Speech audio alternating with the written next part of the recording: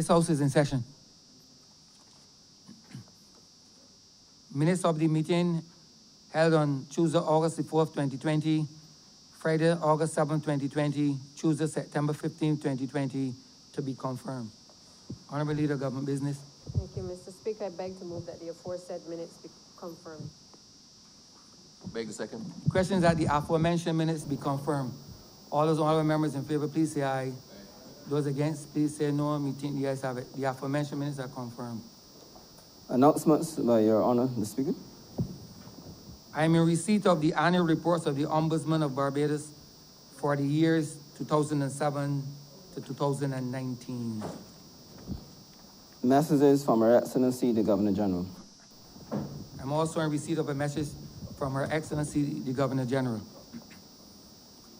By Her Excellency, Dame Sandra Prunella Mason, Dame Grand Cross of the Most Distinguished Order of St. Michael and St. George, Dame of St. Andrew, Queen's Counsel, Governor General of Barbados. A proclamation. Whereas it is provided by Section 60, subsection 1 of the Constitution, that each session of Parliament shall be held at such place and commence at such time as the Governor General may appoint.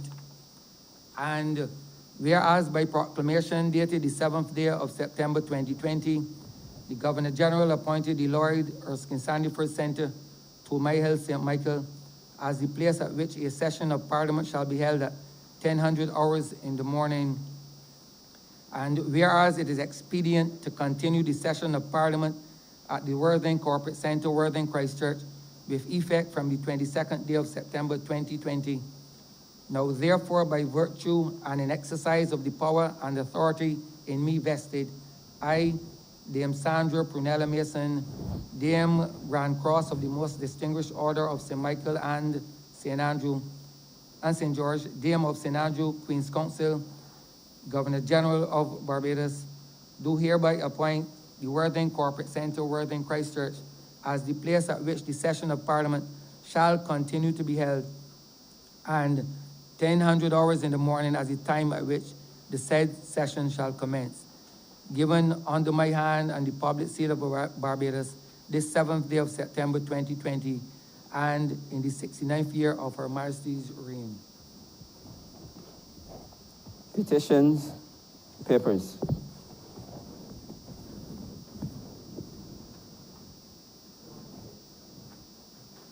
Honourable Member for Christchurch, East Central. Mr. Speaker, I'm commanded to lay the Securities Republic Wealth Management Limited Exemption Order 2020 and the Securities Maurice and Legon Exemption Order 2020. Honourable Member for Christchurch East. Mr. Speaker, I'm commanded to lay the annual report of the National Council on Substance Abuse for the year 2019. Government notices, private members' notices, notices of questions, reports from select committees, first readings of bills, statements by ministers, congratulatory and/or obituary speeches.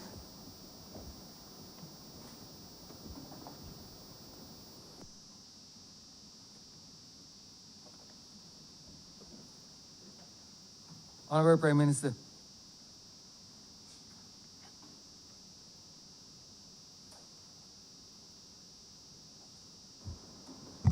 Mr. Speaker, sir, there are not many moments in the life of a parliament that you really do not look forward to. And this morning is one such occasion.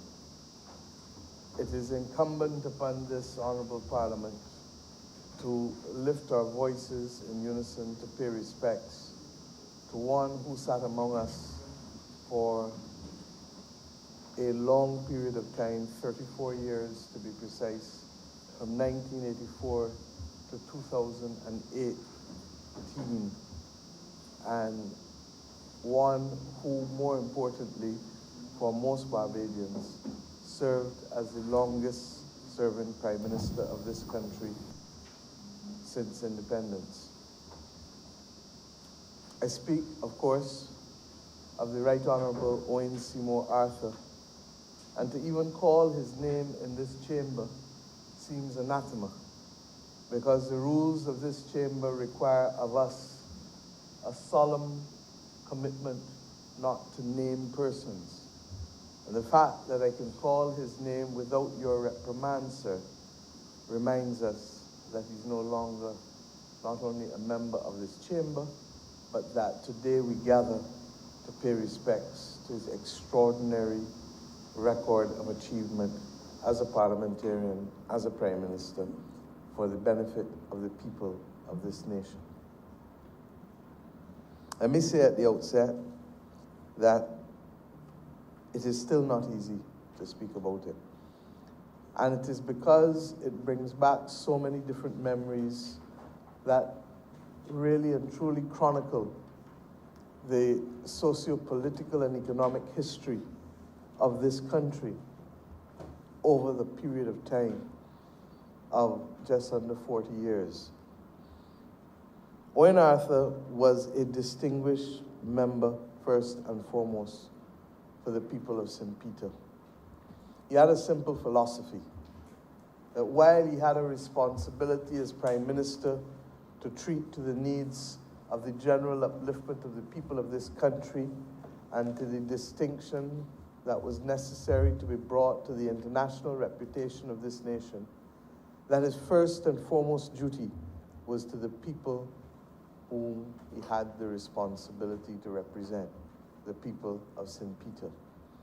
One only needs to drive around St. Peter to know the difference that Owen Arthur's representation made to the lives of the people of St. Peter. For those of us who are old enough and who remember, we can all see, and I have every confidence that the Honourable Member for St. Peter will appropriately chronicle some of those major achievements that Mr. Arthur left for the benefit of the people of the parish that raised him. Indeed, it was only a few Fridays ago when I went down to Spikestown to see the damage that was done to the buildings that burnt, regrettably, from Archers Hall, Zuma, and I think 111. And I looked behind me at Arlington House. I knew the pride with which Owen Arthur treated to the restoration of Arlington House. And it hit me even more because the last time that I had walked on that part of the street was when we were accompanying his body to the state funeral. And I reflected on how easy it would have been for the wind to come off the oceans and to literally catch that wooden building. And I personally feel that it was a reflection of the powers of the atmosphere and his lordship, the real Lord, that protected that building from going where, given the flames and the fire that was taking place on that Thursday night, that could so easily have taken the wooden structure of Arlington House at the top. I start there because my concept of representation and the concept of representation for those of us who came to public life post-1990 was largely shaped by Owen Arthur. The detail with which he treated the preparation of a campaign, the extent to which he recognized that, like I say up to recently, support is not votes, that you can't take for granted, especially after his first outing, where one single vote made the difference to his not being able to walk the steps of Parliament. He understood that every vote mattered, and that this was not just a saying, but that one's preparation and one's servicing of one's constituency needed to reflect that meticulous nature that would guarantee success. And one only needs to look at the way in which his majority moved over the years to see that while that was his strategy, the people of St. Peter obviously found favor with his modality of operations, his mode of operations. And to that extent, I believe, Mr. Speaker, all of us then started to learn and benefit He credits some of it to his early involvement in Jamaica at the political level, where the politics, of course, was far more robust, far more aggressive, and far more meticulous in some respects, largely even because of the numbers and the scale with which he was dealing. And he brought that, therefore, to his craft as a representative in this nation. I say so because it became evident to me the difference in his approach to representation as I worked closely with him as General Secretary of the Barbados Labour Party for a period of 8 years, as I took the responsibility of managing 4 campaigns with him, starting with the by-election in 1996 in St. Michael Northwest, moving then to the general election of 1999, which became the absolute first performance of a government to claim that level of popular support and seats in this country. It is true that it has since been bettered, but at that time, in those circumstances, coming from the 24-3 that he was forced to face the indignity of as a new MP, his ability to be able to return the favor 26-2 was something that I know pleased his heart greatly and gave him great comfort that he had won the support of Barbados. And in those days, everyone was going with Owen.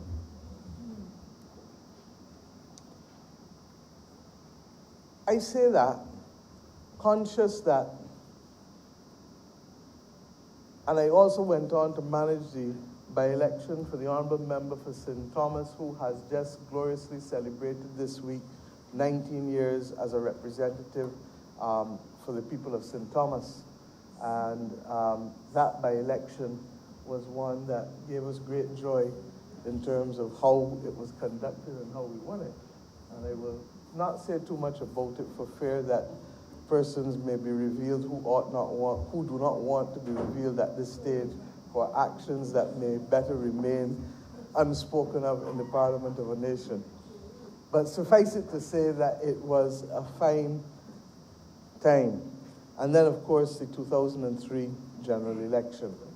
So that I got to understand the difference, because prior to Owen, there really was a more hands-off style of representation of constituents in this country. It was almost at a helicopter level. Not that people didn't get involved with constituents, but the intensity of engagement and the willingness to change the parameters of what people expected and what you would deliver really found a sea change with the advent of Owen Arthur's representation as a young man in the politics of Barbados. And I can speak to that.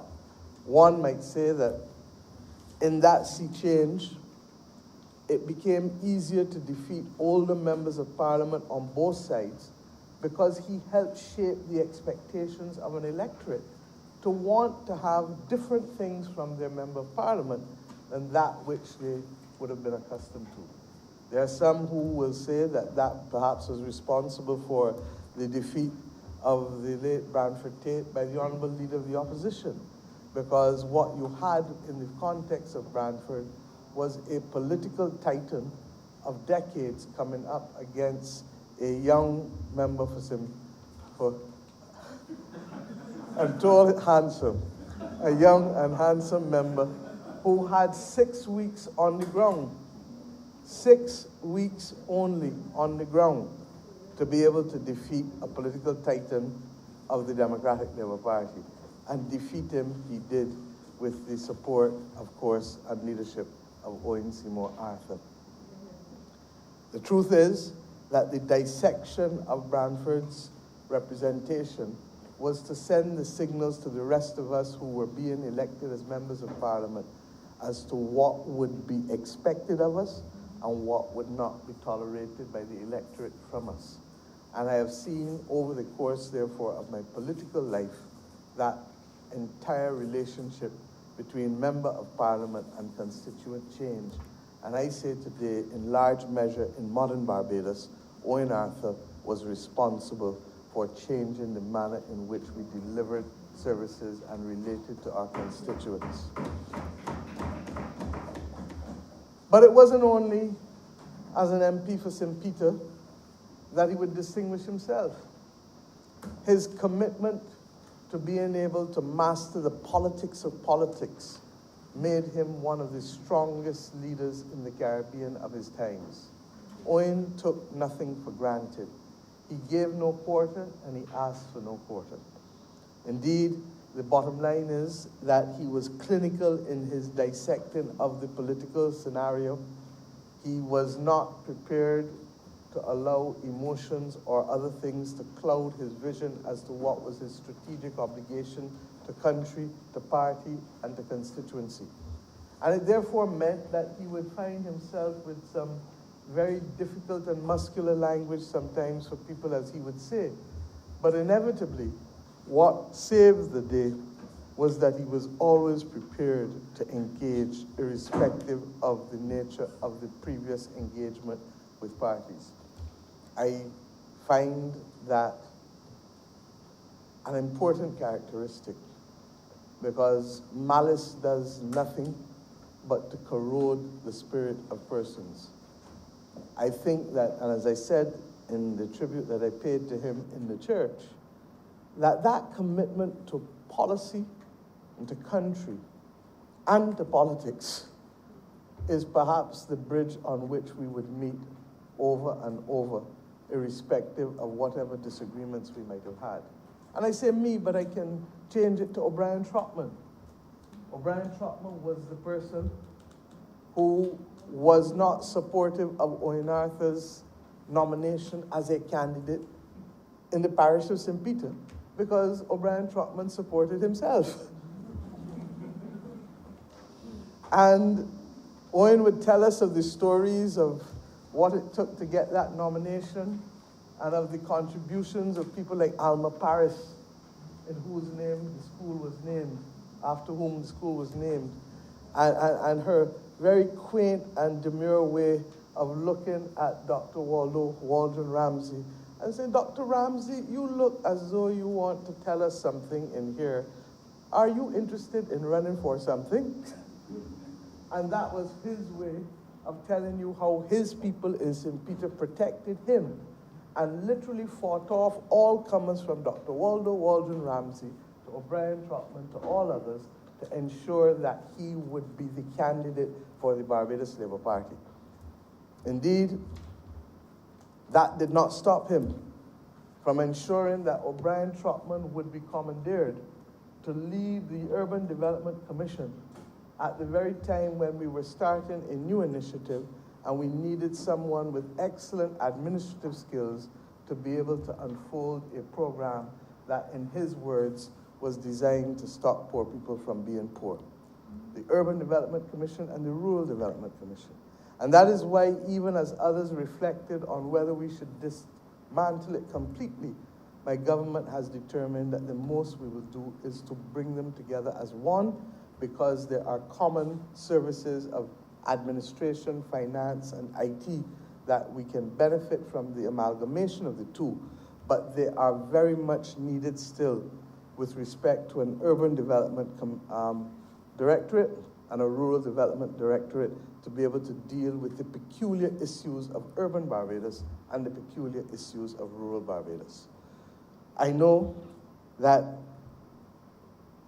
that ability to see past personal differences is also what led to the politics of inclusion.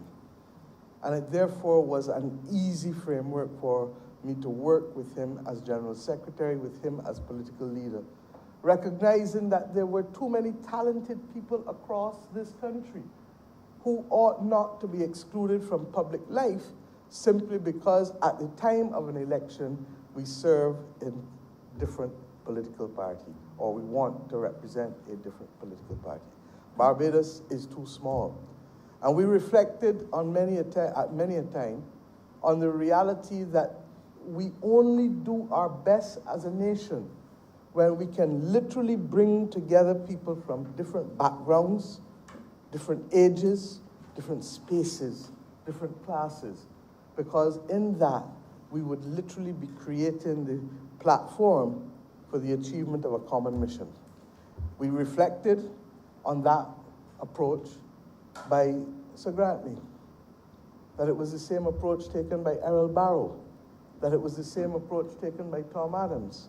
And he was adamant that that would be his approach, but that he would be even more liberal in seeking to reach across the aisle in order to pull the talent, largely because by the time he became Prime Minister of Barbados, we were dealing with a politics that was a little more full of oxygen than one from decades before, where people perhaps were a little more tribal and definite in their likes and dislikes at the political level, and would not necessarily be prone to seeing past it, even though there were aspects of the political engagement that were perhaps more civil than you might have found in later years.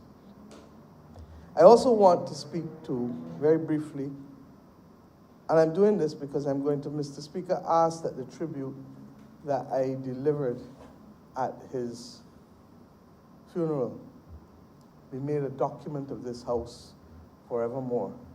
Because apart from the fact that it was one of the few speeches that I've ever read in my life, I believe that it captures the essence of the man and in a way tries to reflect the perspective of those of us who watched on as he strode and bestrode this country as a colossus for the decades that he led the Barbados Labour Party. As a Prime Minister, we thank him for his legacy, his commitment to detail, his obsession with policy, his fastidious nature, his passion for getting it right, for tidiness, for punctuality, for strategic thought and action. There are very few people that I know in this world who could dissect the most complex issues and make them palatable, make them capable of being understood by the ordinary man and woman, from those in a shop, right back to those in the market, right back to those in offices, right back to those in the law courts, right back to those who just happen to be flying in and out as visitors. Owen Arthur had a special talent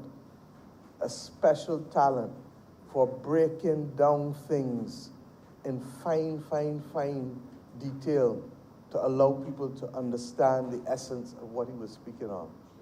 He had a perspective that was really more similar to Sir Harold St. John than most, because Sir Harold saw the big picture and focused in on the strategic issue. Even in his pleadings as a lawyer, others would tell you that Sir Harold never pleaded everything, but he would focus on the one or two issues that he believed to be germane to the case and go for them. Anybody who ever spent time in Owen Arthur's company, either for fun or during the course of work, would have at some time or another been the victim of his dissecting an argument and picking one single issue in that argument to frame it out, to deliver his cuckoo punch or to deliver the victory that he wanted with respect to making his point with respect to that argument. Even if you had other things to say that were valid, Owen would dismiss them and focus on that one issue that he knew would give him a victory, hook, line, and sinker with you. And that was the nature of the man. And very often, cabinet became a session for testing of minds and wills. And I see nothing wrong with that approach to the conduct of a cabinet, because I hope that it brings out the best in us.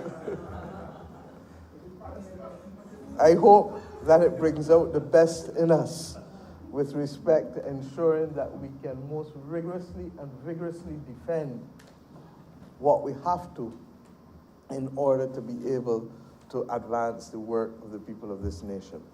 But his love of public policy reminded me of that of those who went before. I would not have served with Tom Adams, but I see the evidence of Tom's commitment to passion and public policy. I knew him as a man. And in reading the documents and the files and understanding the progress of the party, clearly the Barbados Labour Party in 1976, with a great combination, came to Parliament with a passion for policy and a passion to perform in the interests of people. Owen Arthur had that same passion. And indeed, on many an occasion, he would talk about the influence of Sir Harold St. John on him. And Tom to a lesser extent, although the time with Tom was obviously much less because of his untimely passing in 1985, less than 1 year after Owen would have become a member of Parliament. But he would have been a senator before, at the instance of Mr. Adams's appointment of him when he came back from Jamaica. That love of policy, though, I want to focus on this for a second, is the most important legacy that any of us in this Parliament can give to those who come after us. It is that love of policy that stops us from stepping outside of the parameters of what is appropriate.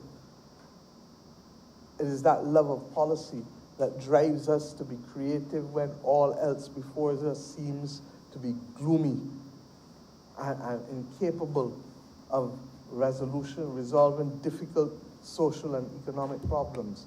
It is that love of policy that causes us to deconstruct and reconstruct and ask ourselves, what is the public purpose? What is the public mischief?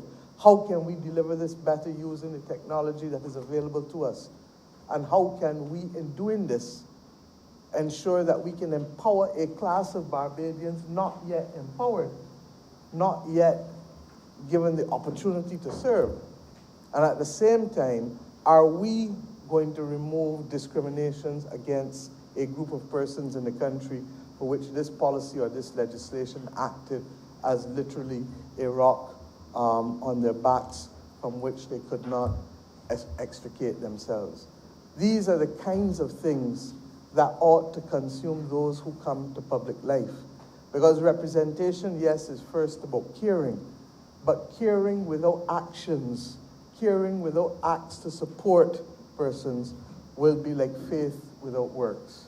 And I know that both of us felt strongly that if you are going to represent the people of this nation, it was not simply enough to be able to say that you care, but that your actions also mattered in terms of delivering the difference in their quality of life. For me, one of the greatest legacies that he had was, in fact, extending the Tenantries Freehold Purchase Act to urban tenantries and allowing persons in non-plantation tenantries and urban Barbados.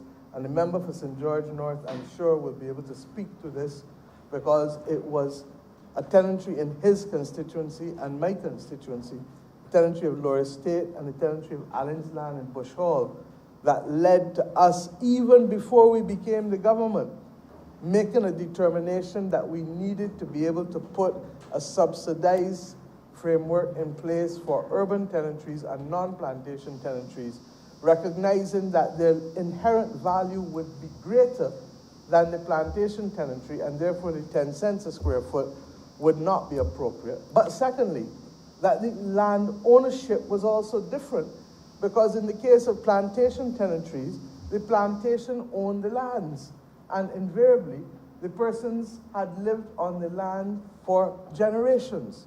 In the case of urban Barbados, the land was owned by multiple small landowners, and to that extent, therefore, you could not ask those small landowners to carry the subsidy for the persons who were to benefit, because in many instances, people came from country. A lot of people in St. Andrew went and settled in Jackson. A lot of people in St. Joseph went and settled in Skeets Road and Jackmans and Huddersfield Turning. Don't ask me why, but the patterns were clear. Well, they're now bus routes, but what they were before was people coming down and saying, look, Mr. So-and-so, Mr. Dash say you got an extra piece of land here, and if you want to come down come down and I will talk to Mr. Dash for you so you can build a house there. So that families literally brought down their people down, but they were capable of doing so only because small landowners, invariably small black landowners, agreed to lend them the land, or to lease the land, I should say, in some instances. In some instances, it was lending in truth, though, because they said you can hold it there until you find somewhere else. And some people never left. Some people also never paid, and that's where the laws of adverse possession then created havoc too.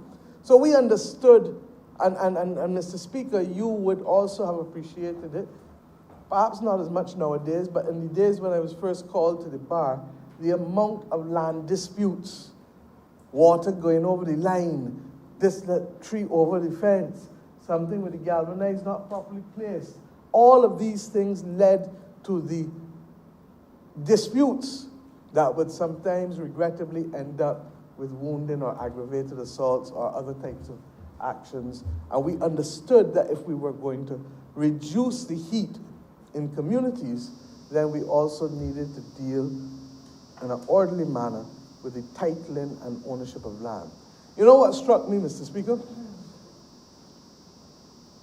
When President Cardoso of Brazil was about to leave office, well, maybe a year, 18 months before, and I regret that he didn't do it before, they asked us to share their experiences, our experiences, on the whole issue of land reformation, starting first with the Tenantries Freehold Purchase Act under Tom Adams, and coming forward to the Urban Tenantries Program under Owen Arthur, which was literally to be able to allow people in urban Barbados to own the land. And they felt that they had a duty to be able to deal with the children of ex-slaves in Brazil. I make this point because sometimes we are harsh on ourselves in this country with the level of innovation and the level of progressive actions that we have taken on behalf of our people. Short of Cuba, I make bold to say that there is no other country, and certainly no vibrant democracy in the hemisphere, that has undertaken more land reform and land redistribution than the Barbados government under the Barbados Labour Party, starting with Tom Adams and finishing with Owen Arthur. There is still unfinished work in both the Tenantries Freehold Purchase Act 40 years later, almost.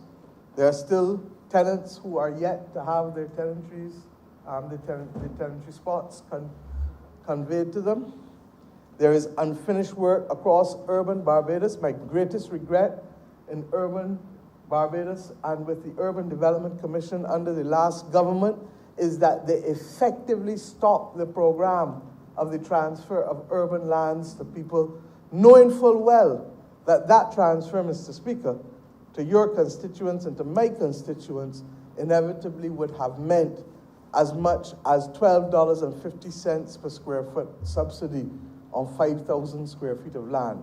Because the rules are that so long as the price is $15 or less, the government will pay the difference between $2.50 and $15, and the tenant would pay $2.50 per square foot. So what does that mean to people in Johnson Land in Green Hill, or Allen Land in Bush Hall, or Lower Estate, or wherever? That effectively, you got 5,000 square feet of land. Instead of you paying the owner of the land is $75,000, you pay as the tenant $12,500. The government pays $62,500, and the landowner receives the full amount, unlike the plantation tenantries who would be fully subsidizing the cost of the land at 10 cents a square foot, and therefore shouldering the difference between the 10 cents a square foot and the commercial market value of that particular land. What did it mean? Then under Tom, under Owen, that instead of people having to find money to go and put the majority of the money in land, they could go and put the money in house improvement from day one. And who wasn't building wall in front was building wall behind and building wall all around, because it meant that they could put the money down to be able to improve their circumstances. His record in housing was not one of only national housing construction. In fact, the real record was in being able to lift the quality of life of Barbadians by the provision of jobs and by the provision of opportunities for mortgages. We introduced 100% mortgages in those days and provided the counterpart funding. We went on, and ironically, this for him was particular because a particular matter of which he was proud, because in his early days as a public servant, many people did not know that he, along with Alan Jones and Ronald Fitt, would have established the Housing Credit Fund in this country at a time when in the early 1980s, Barbadians could not go to the bank and get mortgages. Barbadians used to borrow money from solicitors in order to buy land. They were the banking institutions of the day for decades. And therefore, the establishment of the Housing Credit Fund, which allowed then banks and others to start to move into that part of the financial services sector in order to give Barbadians mortgages, was a substantial change in the landscape for him. As I said, it therefore meant that he had a finer appreciation than most that housing solutions are not just driven by government constructing housing units or houses, but that government could play a facilitating role through its regulatory regime and its ability to unlock capital to be able to spur the housing market. Indeed, Mr. Speaker, that is what we are hoping to do as we go forward with the projects and the use of the Housing Credit Fund. And we have in fact amended it to allow us to be able to use it to be able to unlock further subsidies and development of lots for persons, because we too believe that that class of person in this country earning $4,000 and under deserve to be able to afford land. But prices of land in this country from as far back as 2010 started to go into $20 and $25 a square foot.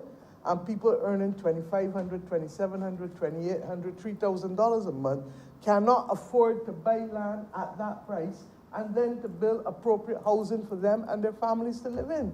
And that is what this government is now fighting to be able to reverse by ensuring that we can cap the cost of the sale of land in those developments at no more than $12 a square foot, so that we can give the person buying the land the benefit of the value between $12 and the commercial market value, whether that is $20, $22, $25, the values will determine that. But what it does is to give the applicant equity to be able to access the mortgage in a way that is easier than them being able to access it purely on the basis of their earnings profile, because of how high and expensive the cost of the housing and land is and how low the wages are.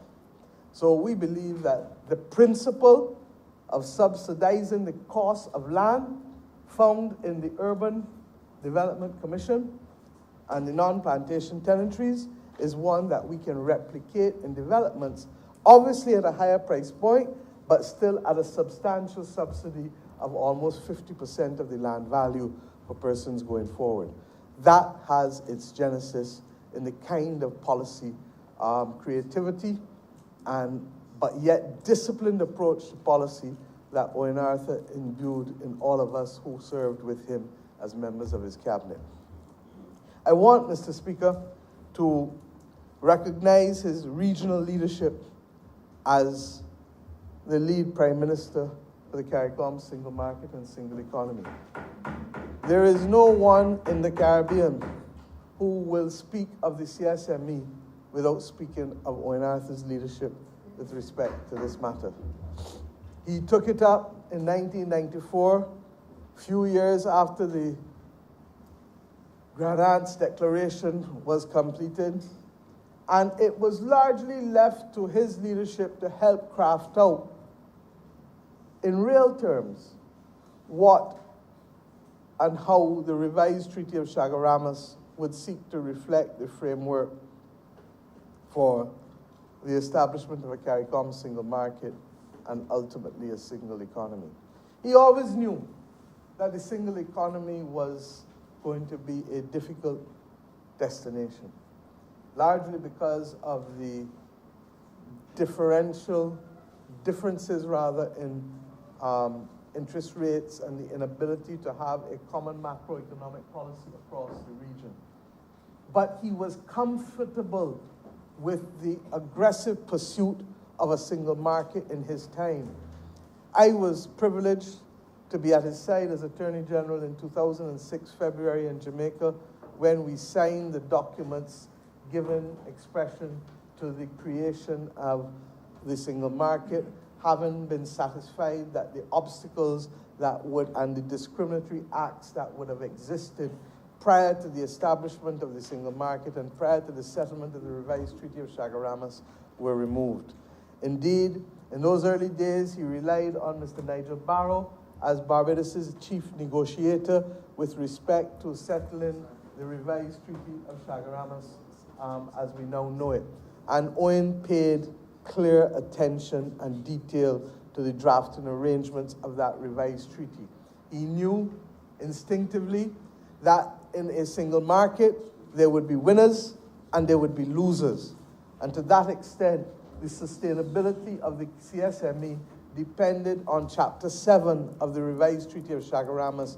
And for those of you who don't know what Chapter 7 is, and Article, I think, 164, you need to go and read it, because it was to be the leveling instrument, that thing which would guarantee that there could be some form of special treatment and concessional resources, ultimately through the CARICOM Development Fund, for disadvantaged sectors, disadvantaged regions, and disadvantaged countries. The genius of the formulation is that rather than being stuck between the dichotomy of more developed countries and less developed countries, which was essentially what we inherited from the foundations of the days of Carifta, that we would now have the opportunity to see that you could have a disadvantaged sector in a more developed country, and that they too would have access potentially to the same benefits as a disadvantaged country or a disadvantaged region. And that, in my view, still represents the core of why we can make the single market work in this region.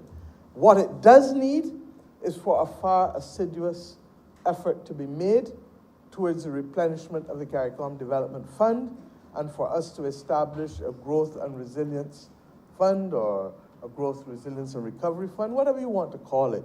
The Caribbean needs access to concessional resources because the complexity of governance has changed. And these are the kinds of discussions that we would have throughout the years. If you really look at it, all of the things that we have had to do in the last 30 to 40 years have been driven by an international agenda that very often excluded us from the participation of the rules and the circumstances for that agenda.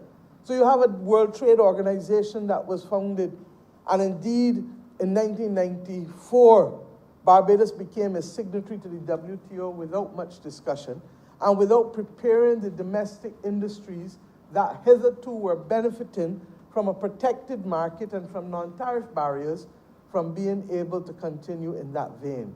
But it meant that by 1999-2000, Owen Arthur had to dismantle the regime that hitherto would have protected the manufacturing sector, to start to dismantle, I should say, because the truth is that the last major dismantling took place under the member for St. Michael North in 2018 with the repeal of the Fiscal Incentives Act, which was a piece of legislation that guided Barbados' development in the shadow of the Lewis model of industrialization by invitation for the last 40-something years before.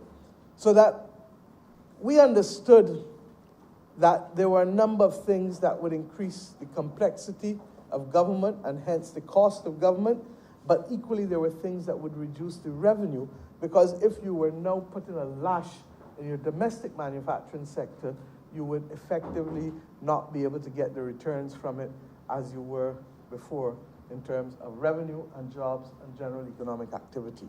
We look at the environmental treaties all across the world today. It wasn't until end of Tom Adams' tenure that we even had a Ministry of Environment in Barbados. So the Ministry of Environment is less than 40 years old in this nation. But it is now one of the most important ministries, given the climate crisis that we face, given the sargassum weed and the drought and the flooding and the hurricanes that are bedeviling our country on an ongoing basis. But that meant that the cost of government would increase as a result, without necessarily having the productive sectors capable of being increased. In the end, and this was one of the last discussions we would have before he passed with the Jobs and Investment Advisory Council, in the end, he understood clearly the importance of the National Population Commission, because he recognized that the absence of people coming to work every day to produce and to pay taxes meant that we were trying to sustain the quality of life of the people of this nation on a dwindling and reducing base or foundation. Indeed, I cannot remember if it is the 2006 or it wasn't the 2007 estimates, because Clyde Maskell did that. So it was probably the 2005 or the 2006 estimates.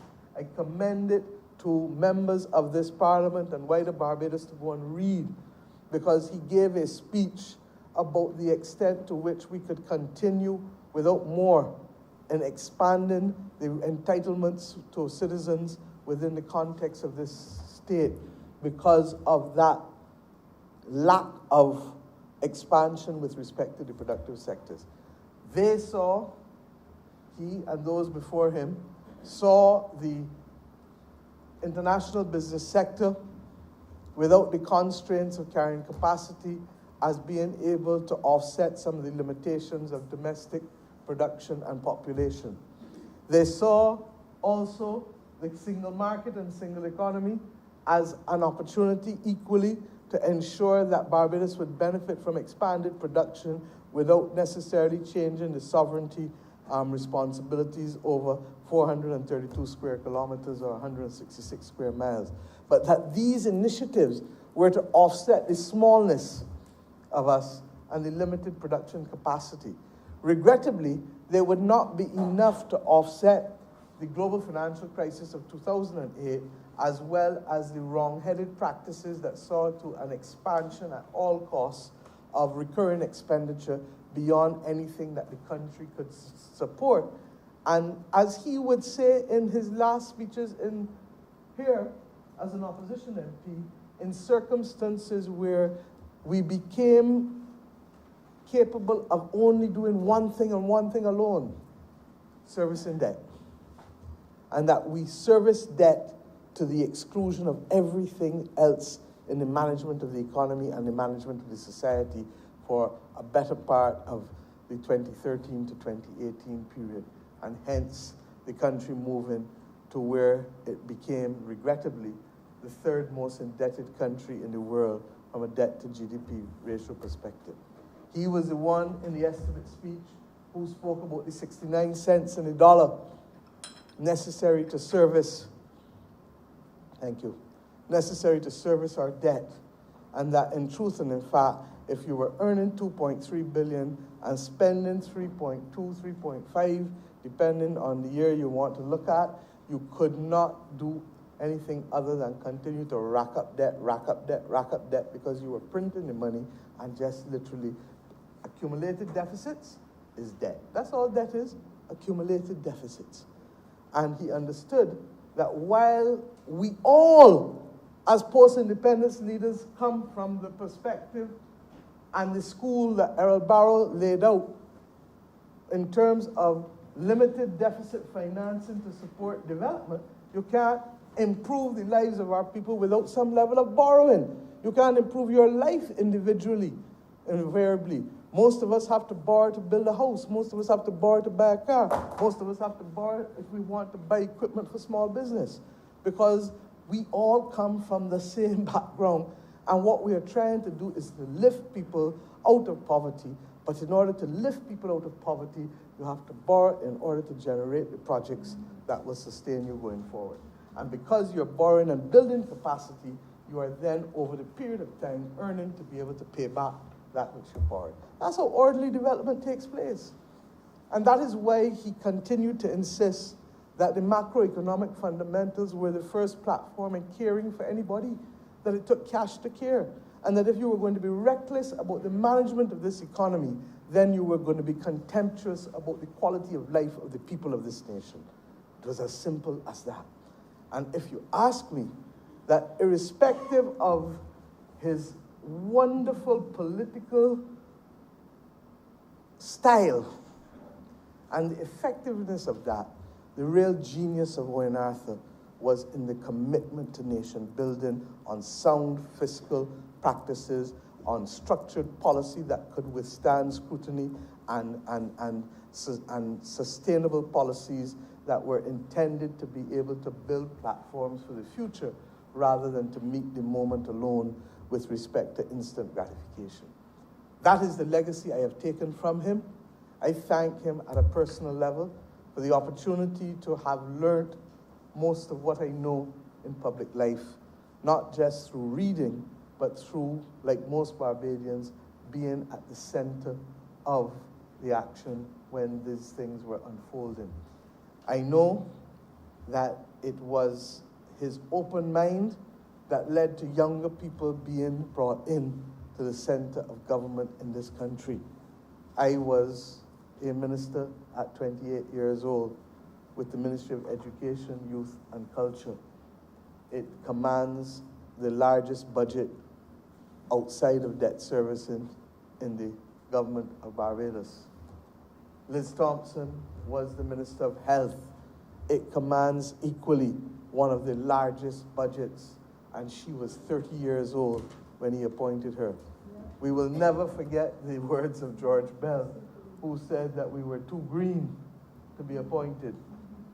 And Owen just smiled and said, repay him with performance. And that is what we tried to do. The bottom line is that with respect to women, prior to Owen Arthur being Prime Minister of this nation, there was only ever one woman who had served in the cabinet of Barbados, Dame Billy Miller, who would have served under Tom Adams. Owen determined that he wanted to turn the corner, and hence the inclusion of myself, Liz, with Billy, was that initial step. Within the next term, he was able to add Cynthia Ford, who he described always as the salt of the earth of the Barbados Labour Party, and that kind of representative who he would want to have amongst those whom he was privileged enough to lead. I know, because he would speak to me initially when he first appointed Cynthia as my parliamentary secretary, and worked with her assiduously to ensure that we would make her the MP once David Simmons, Sir David as he now is, resigned from public life and chose to leave this parliament. She has not disappointed him or me in the way in which she has represented the people of St. Thomas, and indeed her performance at the polls tell you that she has not disappointed the people of St. Thomas either. It is ironic that the member for St. George North also was able to reflect the level of meticulousness in representation that Owen celebrated. And anyone who knows anything about the Barbados Labour Party would know that the member for St. George North was, if I would be allowed to say these words in here, I would say his partner in crime, but I don't mean real crime. But his partner, his true brother and partner. And they had a relationship which was interesting because the member for St. George North would speak his mind to him very often, and it could be rambunctious, but if I learned not to engage Owen Arthur in a quarrel, it was from the member for St. George North, because he was the first person, and I confess this now publicly, who taught me that it takes two to quarrel. because if you ain't quarreling, the other person just make a noise. And I would see the member for St. George North, whose name I cannot call in here for the reasons that I set out at the outset of this speech, but I almost feel that I need to give him a name for these stories. But maybe it is better that I not tell his stories, and therefore I will refrain from calling the name. But the point is that meticulous level of representation was underscored by his calling you and telling you. And when I say to some of my MPs, do X or do Y, it is because that is how I was raised in this party and this parliament. And that you cannot come to public life and believe that it is sufficient for you simply to do the files in the ministry and to give the speeches without understanding that fundamentally, every day, what are you going to do to make better the lives of somebody who you represent in your constituency or who you represent in your ministerial portfolio, not just as a technical academic issue, but in a real way to make their lives better. And that understanding that you cannot divorce politics from people, policy from people, I root in Owen's schooling of us in the cabinet and in the parliamentary party. My friends, I could talk for most of the day, but I'm not going to. I've had a lot to say already. The man, complex. His pride for his two daughters, I reflected on the day of the state funeral. If you wanted to see Owen Arthur's eyes light up, ask him about his two daughters. His eyes would light up.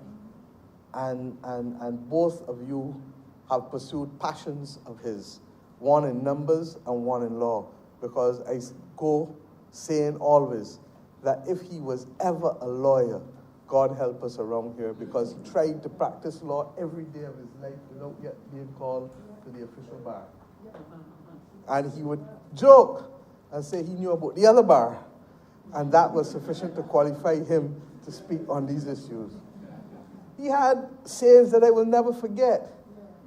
He would tell us that marriage is a form, is a certificate recognized by the police. A piece of paper recognized by the police.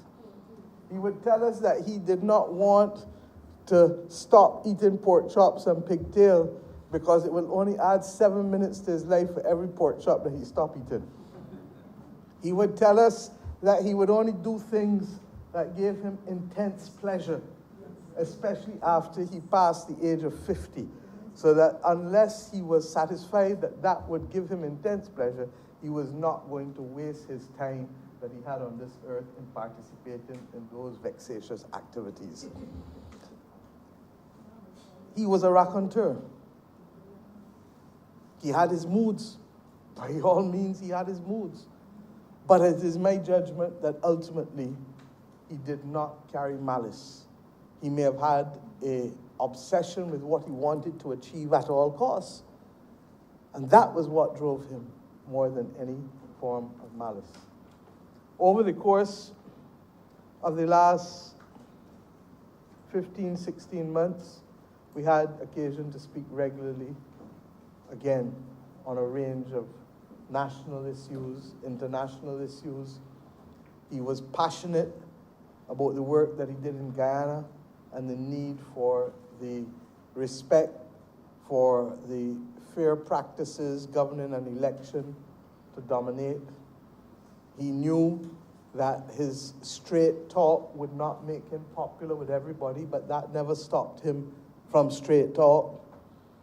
He was passionate about LIAC because he was the one who first tried to be able to save LIAC back in the early 2000s and to recognize that we needed to ensure that there was some form of airlift in and out the country. But he was equally the first one to recommend its dissolution, as the Honorable Attorney General would tell you, because the model became completely unsustainable. And even if we felt that we could do it, COVID literally spelled the death knell for it, given its current structure. That it would require significant restructuring in order to be able to have anything close to being able to provide the services of affordable, reliable access between the islands and the countries of the region through air transport. He took particular delight in chairing the Global Commission that I asked him to chair on small states. And why? Because as Minister of Finance, Owen Arthur did a lot of the heavy lifting with respect to small states' work and vulnerability. It is the issue that we find ourselves fighting yet again today, 30 years after the father of Professor Persaud settled the index with the Commonwealth Secretariat, years ago. And we went through persons like Owen and other leaders of small states trying to get buy-in for us to have vulnerability recognized as a fundamental feature of small states, not just in fiscal matters or acts for access to concessional funding or resources, but also with respect to our international trade obligations. We would reflect often that Barbados' share of global trade in goods is 0.0000%, and Barbados' trade in global services is 0.0001%, and that therefore we had no capacity to distort global trade. Those arguments, even though sound, would find no favor among the great political or the great nations of the world who constitute the G20 as it now is and the G7 as they were before. But yet, it's our reality. And our vulnerability is captured in our capacity, ultimately, to absorb shocks. Can we absorb the shocks of climate crisis, of the pandemic, of international economic shock, of oil price increases, of changes in terms of trade? And if we can't, then we ought not to be excluded from concessional funding or grant funding. We ought not to be left on the sidelines of international development to become pauperized again simply because of arbitrary definitions and criteria that do not meet the appropriate considerations as to who and where we are and what we need. I make the point that at independence, we did not receive any development compact. And what was taken from us over the decades and centuries was not settled. And therefore, it meant that instead of starting from ground zero, we were starting from 100 feet below ground. And that is why the argument for reparations has so much import and impact today. When we changed the Pan-African Commission as a government, we changed it not because of the lack of worthiness of the cause, but because we feel that the Pan-African work needs to be supported as an NGO so that it doesn't only benefit from the resources of the state, but it also benefits from the resources of non-governmental entities. And I'm happy that the member for St. Michael East has agreed to help me now lead this effort along with others like the Ambassador to CARICOM and others, because this is the significant work that was started by myself and Owen Arthur in the late 1990s when I was Minister of Culture and he was Prime Minister of Barbados. He understood the importance of identity and he understood the importance of building confidence among people. He understood the importance of following the dictates of Grantley Adams and Errol Barrow in terms of standing up for something for this nation, and that making sure that this nation's voice can be heard and respected across the globe. He did it with the Shiprider Agreement. He did it with the OECD fight, where they threatened to undermine the sovereignty of this parliament by wanting to tell us how we should tax. He did it with other matters of import like Haiti. One of his first, in fact, I think it was his first international visit after being Prime Minister, was to go and deal with the issues of Haiti with respect to the disruption that was happening there in late 94, early 95. So I want us to reflect on his life as a guide. Was he perfect? Absolutely not. But are any of us perfect? Absolutely not. And the generosity of spirit that is required, in my view, to make this nation the stellar nation that it can be, and to make Bajans the star Bajans that we can be, requires from us to be sanguine about people's contributions, but also to be motivated by the things that they did that made a definable difference. We ought not to reflect only on the individual acts, but we need to look through and look at the values that underpinned the actions of people's lives. Because more often than not, if you're prepared to be still and to reflect, you will see those lines remaining constant in the actions and statements of human beings. Owen Arthur's own was very, very definite and very, very clear to see. He did not suffer fools gladly, or at all. He was forthright in his perspective. He was not always right, but he was often right. He was definitive in the need to be able to assert the right of Caribbean people and Barbadian people to tell the rest of the world that we are as good as any of you.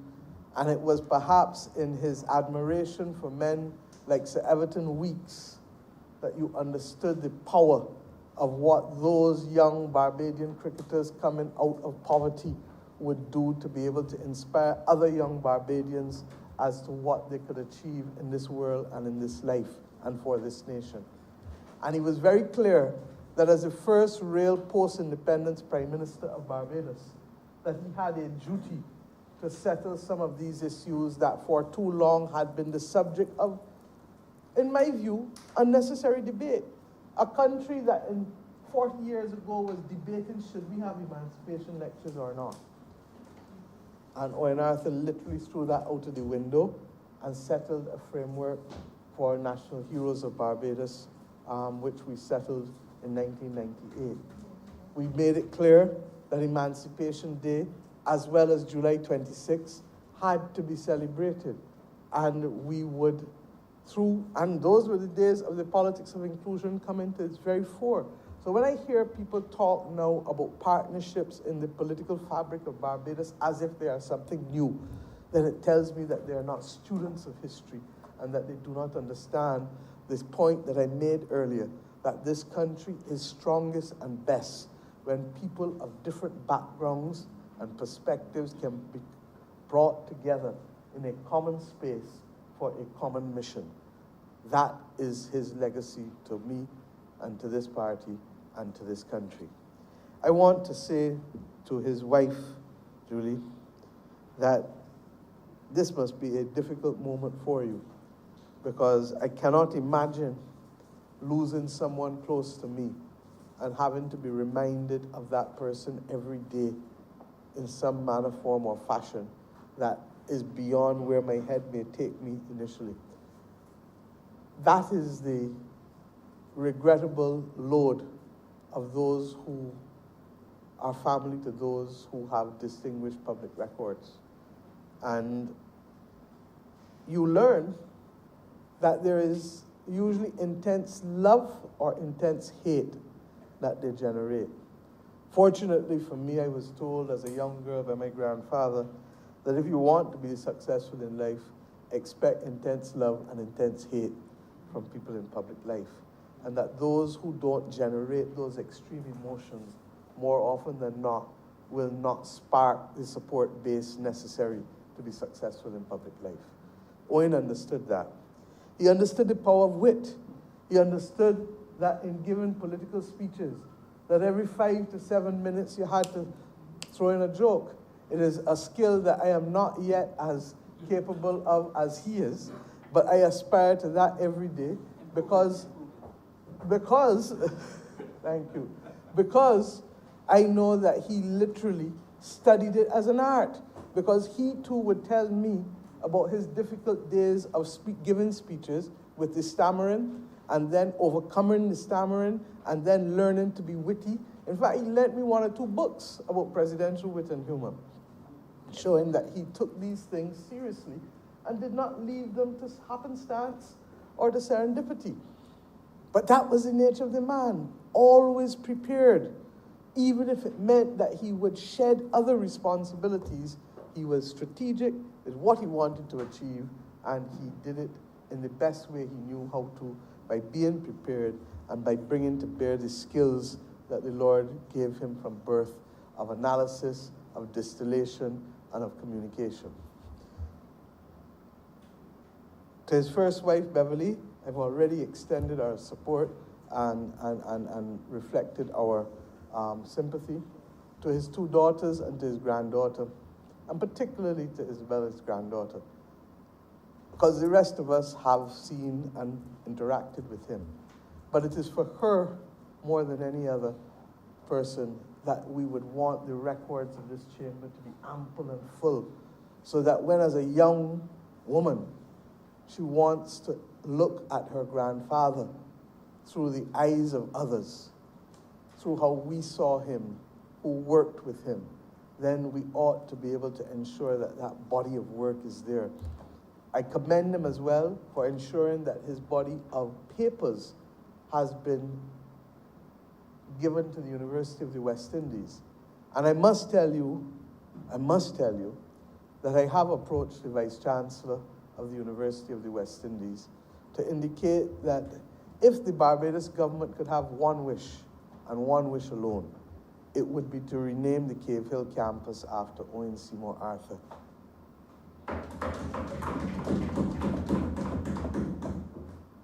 He represents the fine Barbadian that campus was developed to be able to produce.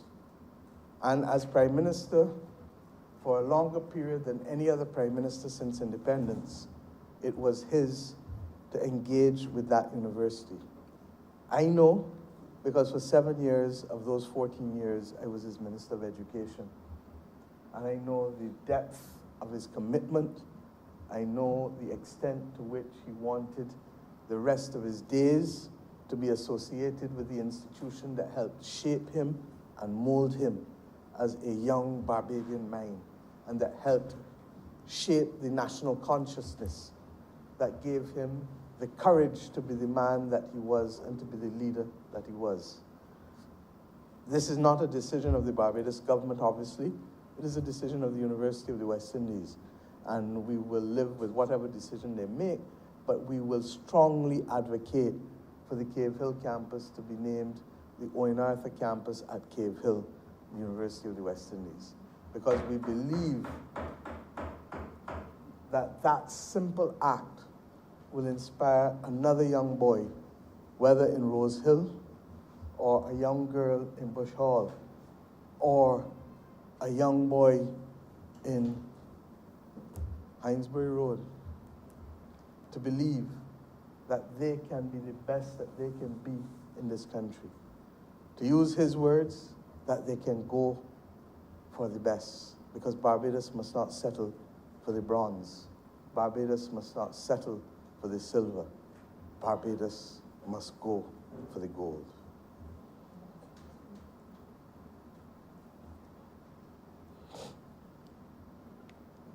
Those words must forever mean something to generations of Barbadians. To the family of Owen Seymour Arthur, to his brothers and sisters, to his nephews and nieces, to his daughters, to his granddaughter, to his son-in-law, above all else to his wife. We thank you for your support and nurturing of him, and your sharing him with the nation. Sometimes the population is not always kind in the manner in which it treats people as they stand on their feet. I trust and pray that the suddenness of his departure would cause us as a nation to want to reflect on how we can be a little more balanced and considerate and compassionate in how we treat the public figures in this nation. It is of significance to me that the majority of children of politicians do not come into public life in Barbados. Invariably, those of us who have family are either grandchildren or nephews or aunts or cousins, or in my case, I suppose my father left early. So beyond the age of 10, I did not understand the horror of public life. But it is of significance. Go through the records on both sides of the house. And you have to ask yourself, why is it that those people who receive perhaps the most inspiration from their parents, who have done well in public life, have chosen not to come close to public life? And you can start with Errol Barrow. Tom Adams was an exception, but once again, Sir Grantley and Tom was in Britain, I believe, when a large part of, for his formative years, Sir Grantley went to the West Indies Federation. But when you look at all of the rest, including Tom's own children, Errol Barrow's children, come through the cabinets of both Tom Adams and Errol Barrow, and ask yourselves why. And I trust and pray that in spite of the fact that smallness carries with it other problems, that we will be mature enough and discerning enough to recognize that we need to have a different relationship with those who come to public life. And if we don't, we will find that the quality of persons who are prepared to come and enter to serve in what ought to be the highest form of service will start to dwindle and diminish right before our very eyes. I want today to end this tribute by asking this honorable chamber to send the appropriate condolences, Mr. Speaker, of this honorable chamber to the family of Owen Seymour Arthur on behalf of a grateful nation and a proud people that we could produce a man such as him to serve with such distinction. Recognizing, as I said, that he was not perfect, but recognizing that his intent was honorable and that his mission, nevertheless, was laudable. I'm obliged to you, Mr. Speaker.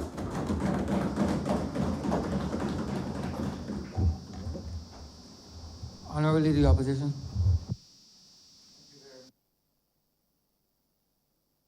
Thank you very much, Mr. Speaker.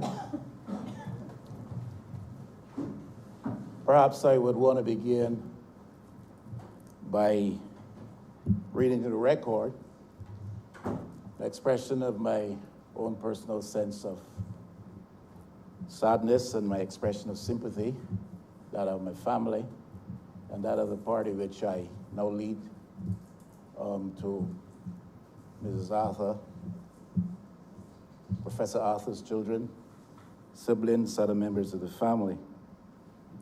Certainly a sad occasion in which we were all caught up. No matter how deeply it might have affected us, I'm sure it affected them and continues to do so much more deeply. So I want to just publicly express sympathy again to them. I first met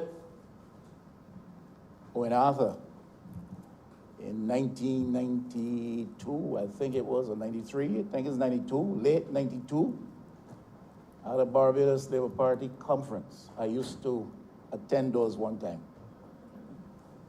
And I was invited to that particular one. I am hearing invitations coming at me again. You need to put that in formal writing. You need to put that in formal writing and not just say it and express it in a site. But I was invited there to speak at the party conference. And at the conclusion, it was Billy Miller, now Dame Billy Miller, who approached me and inquired as to whether or not I had some interest in elective politics and participating in such. And in fact, I did at the time, though I was being very cautious, a little tentative in my steps in that direction and waiting on the leading of the Lord fully.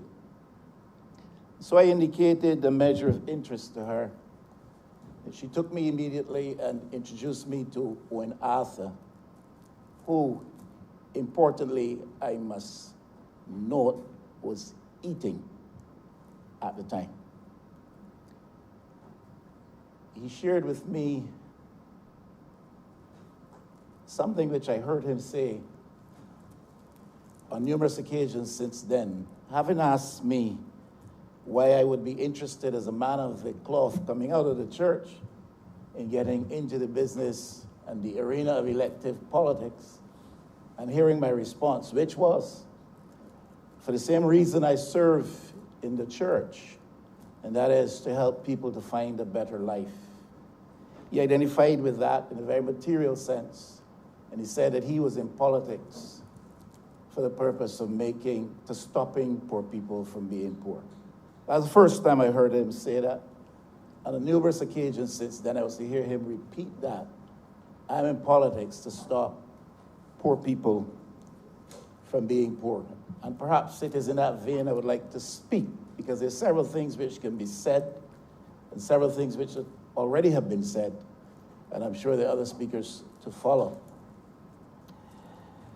How do you stop poor people from being poor, Mr. Speaker?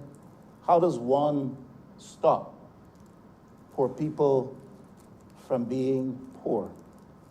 And through what manifestations does one live one's life in an effort to stop poor people from being poor? I believe it begins with experiencing the reality of poverty personally. That is extremely important. One starts with having experienced the realities of poverty in a very personal way. It is he who wears the tight shoe, Mr. Speaker, that knows better how it pinches. You can identify with that. You grew up in the experience of poverty. By God's grace and the goodness of this government, this country, you have been elevated out of that poverty into a better life. But you wore the shoe, and you knew how it pinched. And it is he who wears the tight shoe that knows better how it pinches. I'm a New Testament boy. There's a New Testament girl on that side. I'm a New Testament boy. One of the central themes of the New Testament is the fact that Jesus Christ, our Lord, Jesus had to enter into our experience in order to lift us up and out of our predicament. He had to become like us. He had to live our reality. And as a fact, if you are familiar with the New Testament, whether you're a girl or boy, you know that that's a central reality revealed in the New Testament. He came into our experience, took upon himself our flesh, lived our reality that he might lift us up and out of that. The son of a shopkeeper and the plantation worker in rural Barbados of the 40s and 50s and 60s would have known and lived the reality of poverty, an experience which would have shaped a certain sense of calling. And I say calling, Mr. Speaker, because it connotes a sense of duty outside of and above service to self.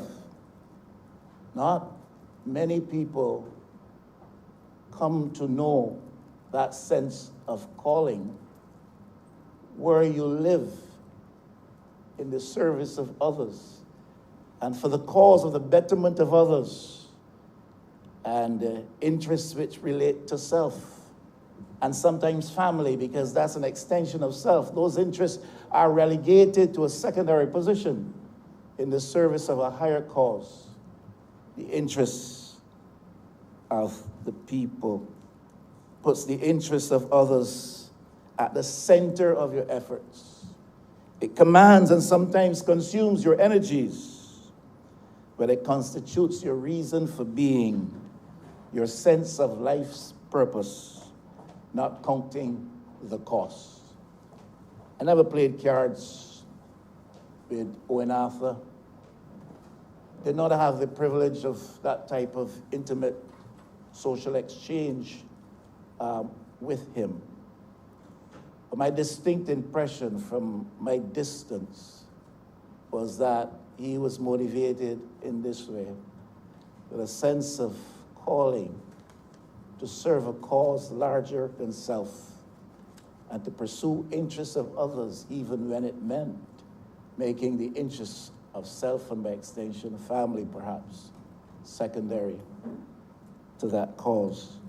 That is when one serves with a sense of calling. How do you stop poor people from being poor? Besides beginning with a sense and experience of that reality yourself, well, you give people a sense of self-worth and a sense of self-value.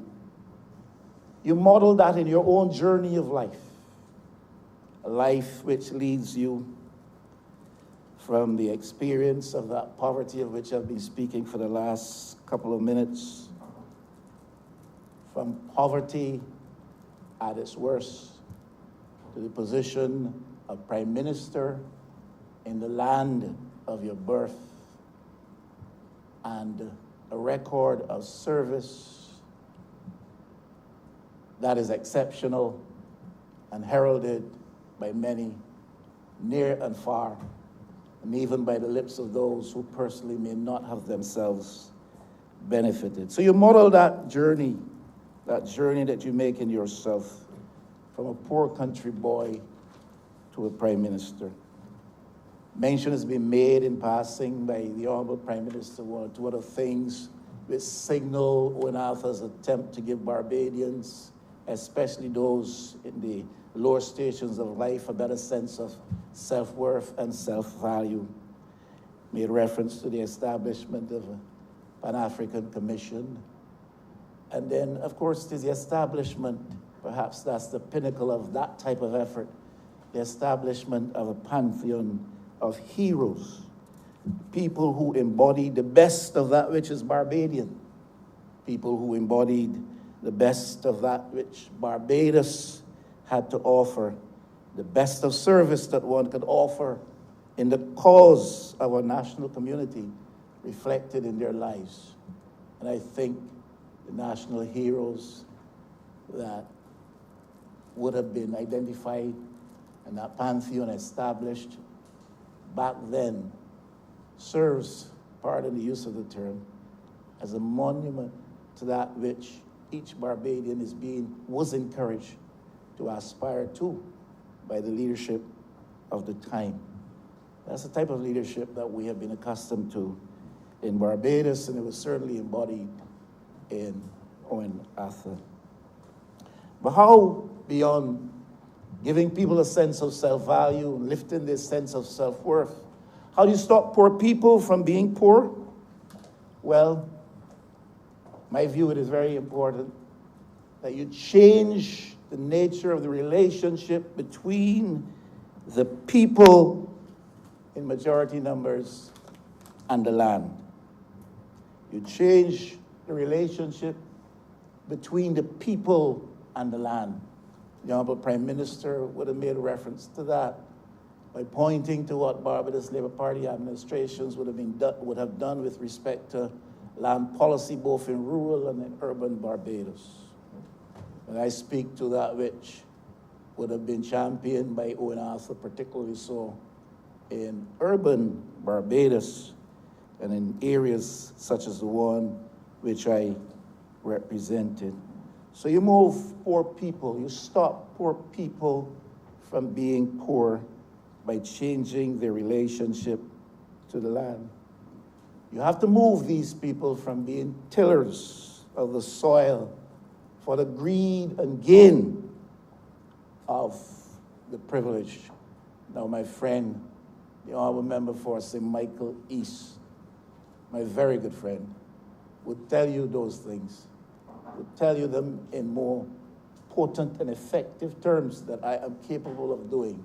But I seek to suggest the same thing that he has sounded in the corridors of this house and outside in the public space for years.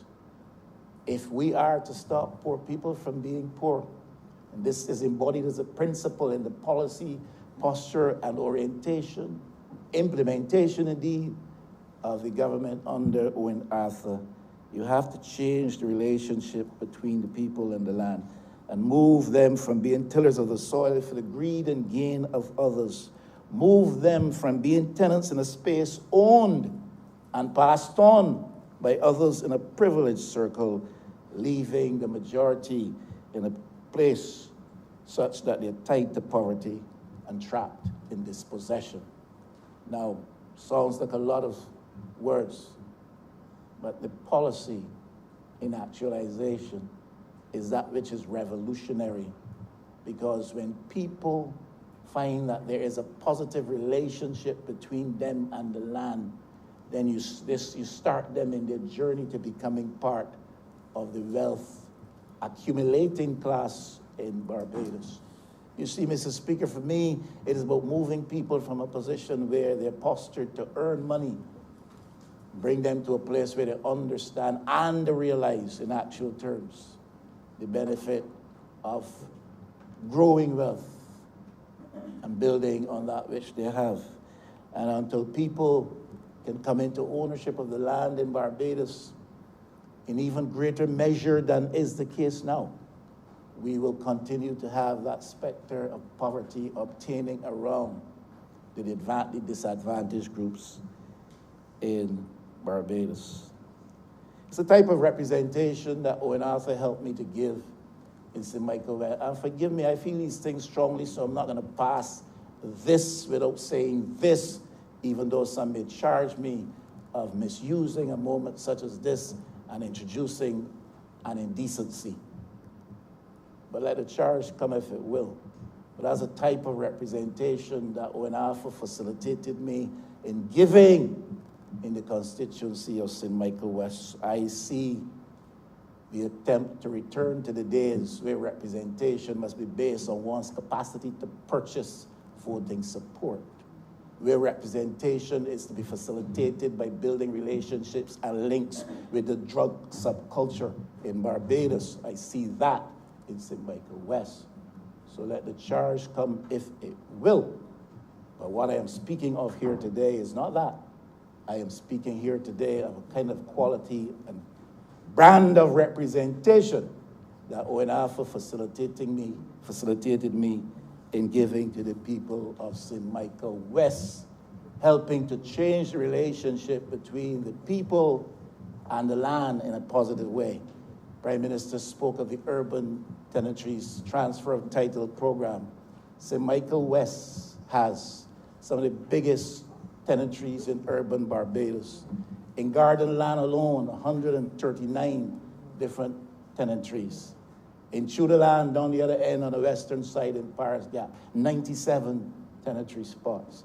And the program of transfer of title through the Urban Development Commission, championed by the policy on urban transfer of title legislation, was effective in bringing many of those people into a better, more positive relationship with the land. And I feel those things very strongly. And I say that's the kind of quality representation that people out there seek to have. Not the type that comes through the reinforcement of dependency or the persistent reliance on the offerings that come through mendicancy. That's not what representation for me is about. And as far as I was able to assess, that was not what representation at the constituency level for Owen Arthur was about. Not dependency and building on platforms of mendicancy. No, sir. It was about empowering people, and the transfer of title program, Urban Barbados, was a significant revolutionary tool in helping to change the character of housing in Barbados. And I think by her own voice, the Honorable Prime Minister as well alluded to that.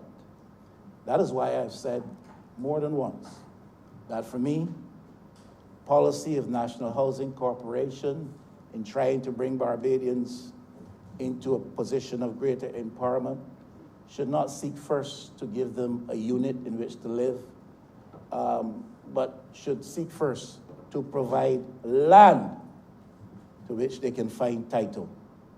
Land to which they can find title, and land on which they may be facilitated in building. And I see an affirmative nod from the Honourable Member for Christchurch West, signaling that there's wisdom, at least, in what I am trying to say. And I thank you for that signal of support for this position. How do you stop poor people from being poor? The goal of a graduate of the university in each household is not just an aspirational statistic, or was not simply an aspirational statistic.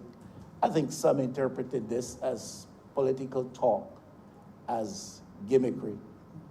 But I think that that was revolutionary thinking reflecting itself in a very practical way. Not intended to create political noise, not intended to muster political appeal, but coming out of a bosom, political bosom, that understood the role of tertiary level education in lifting ordinary Barbadians, whether you come out of Rose Hill, or out of Savannah Road, or out of Joes River, or out of Westbury Road, to lift ordinary Barbadians from a position of poverty, generational poverty, and bring them to a better place where they can more productively contribute to the building of the nation. And it underscores an appreciation, an understanding for the role of the university empowering the nation through education. It underscores an understanding of the importance of the value represented in each household in contributing to the economic advancement of the country. We often speak with reference to the things, the units in an economy. We speak to businesses and to households, and we speak almost fleetingly of that matter of households. But unless you empower households, and radically so, you limit the ability to which the average person can break away from generational poverty and contribute in a productive way to the building of a nation. And those who speak out of the bosom of the university speak with one voice when assessing Owen Arthur's contribution to the phenomenal growth of the university during his administration. They all speak with one voice. They do not diminish the leadership of Sir Hilary Beckles, but they seek only to highlight that Sir Hilary was facilitated in his efforts to move the university from simply being a place of higher learning to being a real world-class university, competitive with universities around the world of its kind and of its class, and to come out as a stellar type of entity. Now, when Arthur facilitated that, I happened to work as Minister of State in the Prime Minister's office. And when one or two of these things went down, and I knew that Hilary Beckles, now Sir Hilary, was driven by a passion for seeing the university grow in certain direction. But he had to rely on the assistance of the policy of government, the aid of government, particularly so the office of the Prime Minister, Minister of Finance, to ensure that these things took place. So whether you talk about the developments on the Black Rock side of the university, whether you talk about the Earl Barr Center, Creative Imagination, or the CARICOM Research Facility, or what have you. UE is what it is today because of the efforts of the administration there, but UE is what it is today because of the support of the government led by Owen Arthur at the time. And I think that that is something significantly worthy of note. And that record is clearly established, as I said, in the minds of those who speak. How you stop poor people from being poor? You make jobs the number one job. That's how you stop poor people from being poor. You make jobs the number one job. So the number one job has to be about creation of jobs, especially when you come to leadership at a time when the country is reeling under significant levels of unemployment, especially in that particular type of context. You have to make the effort. We talk about the creation of 30,000 jobs, and in your first term as leader, when you start to talk about these things, people perhaps react with a measure of disbelief or even distrust. But you stop poor people from being poor not only by mouthing it, but by going on to make sure that it is achieved. And it was during Owen Arthur's leadership of the government of the day, Barbados saw significant inroads being made on the issue of the high level of unemployment in Barbados, which started particularly so in the early 1990s. And to achieve that aim of 30,000 jobs, to reduce the unemployment levels from 25, some say even higher percent, down to 7, some say 6% by 2007, was significantly to contribute to the gross domestic product of Barbados and to build up the Barbadian economy such that it could aspire clearly and easily to becoming a middle-level economy in the global context. You lifted the levels of pay for people. That's to be given in credit to the Barbados Labour Party. Happened under Tom Adams. It happened under Owen Arthur. And that is a legacy to which this party, now in office of government, must cling, because we have got to lift the levels of pay associated with work, especially among the lesser regarded working class elements in Barbados. Providing a better deal for casual workers in the public service. That is something which is amazingly striking, because we talked earlier about changing the relationship between people and the land. You're changing now the relationship between people and the institutions that control capital. You're putting people in a better position of security, where they can now go and broker deals for themselves and take responsible roles in the world of finances and see done in their experience and that of their families that which they was unable to have done before. Providing opportunities for small contractors, unlike today's tendency to facilitate the privilege and the big contractors and the narrow interests. And Barbados is faced with this for various reasons and needs to be dealt with. And there were multiple scores of small contractors who benefited during this period. And the development of the small business arena, and the Honourable Member for St. James South, where she speaks, which I'm sure she will speak to that, of which I'm equally sure. And the expansion of the small business players in the domestic market, all that genders a sense of self, all that changes the characterization of poverty, all of that generates employment, all of that speaks to the building of a nation and the building of a people. How do you stop poor people from being poor. You use these mechanisms and others, but the job is not complete, and the journey is not ended. And many of those things for which we hailed Owen Arthur and his spirit of leadership need to be furthered. The matter of the reversal of gains, the gains of labor, a threat, a danger, which is now a reality.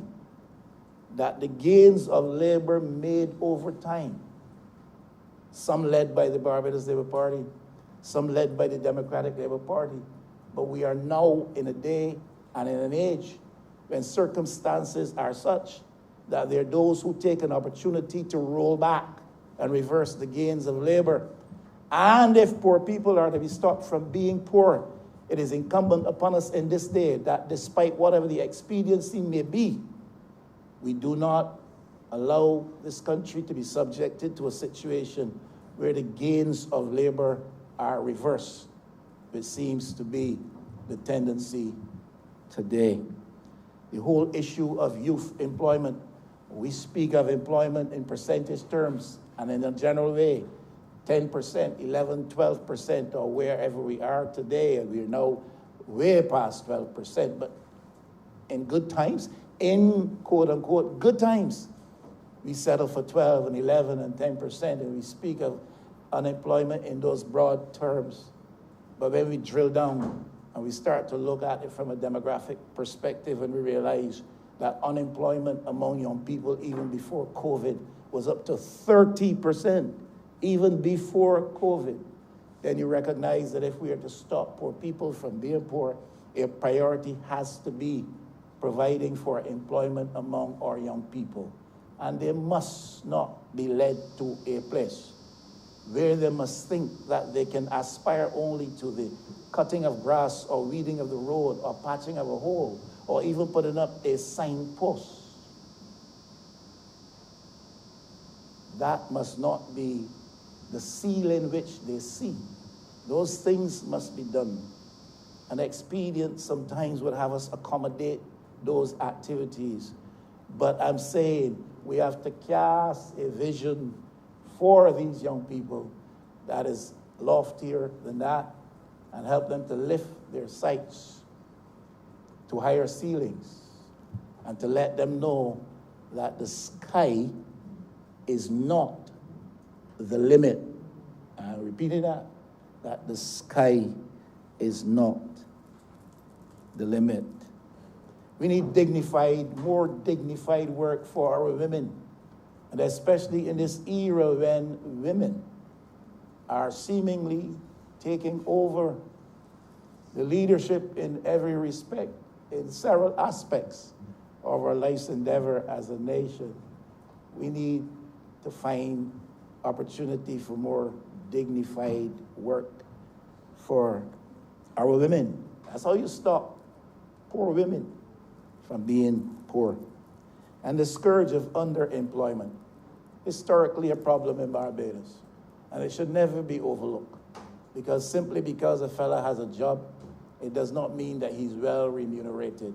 And it does not mean that the level of remuneration which he enjoys is able to help him meet his cost of living, especially in today's world.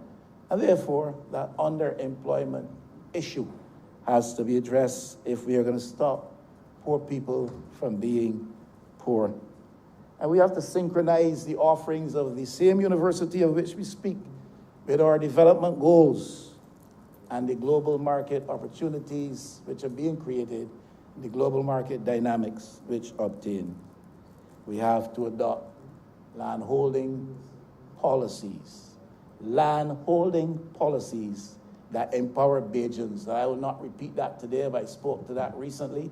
We have to look at the matter of non-nationals and their power to hold land in Barbados. And we have to look at the whole business of how land is allocated in terms of ownership across Barbados if it is not land being put into productive purposes. And I will come back to that, I am sure, at some time again in my life. It's about nation building. Stopping poor people from being poor is about nation building. Any fundamentals we spoke to, the Honorable Prime Minister spoke to this morning, and fundamentals which were achieved in significant terms under ONAFA, whether it was the lifting of the gross domestic product, whether it was the lifting of our level of foreign reserves to comfortable levels, whether or not it was the matter of building our foreign reserves, etc. These things are important. Reducing the level of employment, broad macro fundamentals, which are very much a part of nation building. But there are other aspects of nation building that cannot be omitted. The establishment or the establishing of institutions which are viable and which are meaningful, which not only facilitate service to Barbadians and visitors to our country, but institutions which are renowned for their levels of transparency, for the integrity that is associated with their functions. This is a type of activity in which the ONAFA administration was engaged.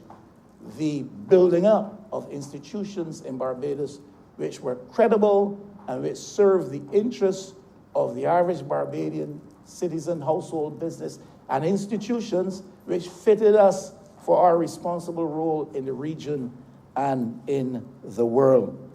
And that is part of the exercise of stopping poor people from being poor, whether they're political institutions, economic institutions, social institutions, the institutions that we frame as non-governmental institutions.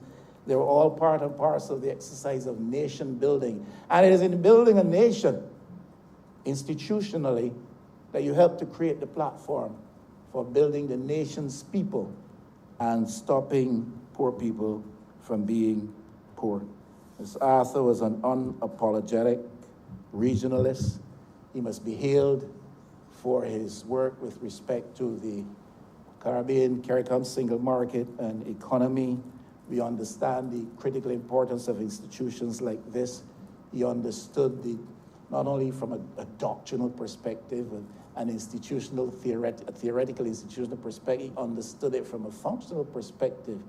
The whole business of the rights of establishments, the expansion of market frontiers within the region, the whole business of functional cooperation, if as a nation state, within the context of a region, we were as a people, Caribbean people, to take our place in the world. Mr. Speaker, I believe, I heard a lot of tributes over time, and I don't want to, I was able to read, but one of the best tributes I heard made to Mr. Arthur came from David Simmons. He said something to this effect, that he and Owen saw each other as best political friends. But yet when I made the transition from the political arena to the judiciary and took up my appointment as Chief Justice, he, meaning Owen Arthur, scrupulously kept his distance and did not interfere with any of my decisions or recommendations.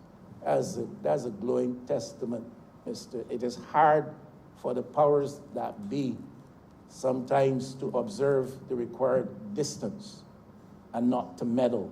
And he said, even though we shared a long-term political friendship, when I moved from the political arena as part of his administration to the judiciary, another branch of government, he scrupulously kept his distance from me, and we hardly talked except in an open, professional manner. This clear testament to the fact, Mr. Speaker, that an intellect of obvious enormity was also attended by a high sense of integrity in the functions of the office of Prime Minister. It is a clear testament of respect for the tenets of democracy and an awareness of the challenges to the practice of separation of powers in our system. Prime Ministers find it very difficult to keep out of meddling in the affairs of other critical institutions. Now, there's a culture the practice of politics, our system in the Caribbean, and the challenges which the way we practice separation of powers allows for itself or creates for itself. Three branches of government, the legislature, the executive, and the judiciary, theoretically separate. In our context, hey, the executive sits here with full dominance in the legislature.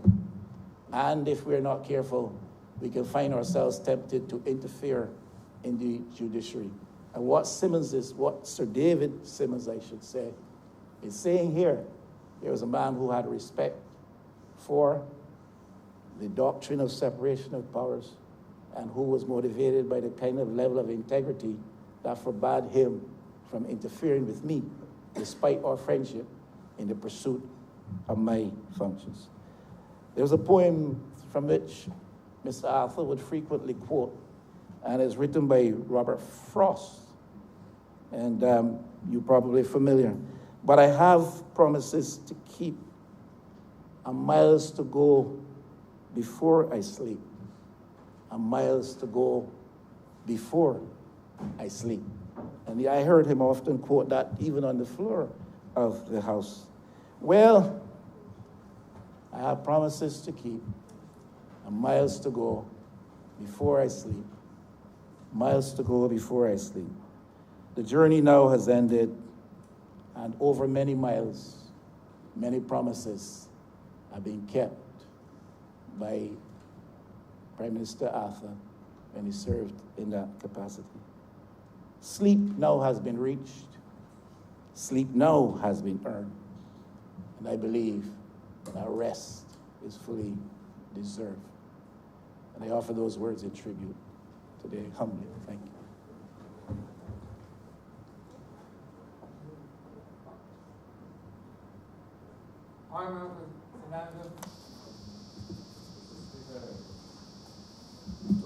Armor, please turn on the mic.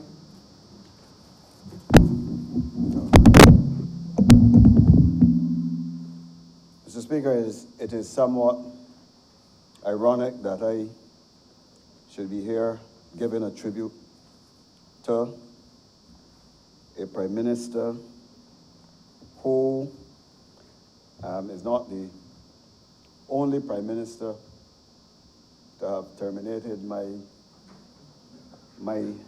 term as a member of the Cabinet. I would say that I have the dubious distinction of being fired by two Prime Ministers, including Owen Arthur. And the mere fact that I could come and speak in this debate speaks to the measurement of the man.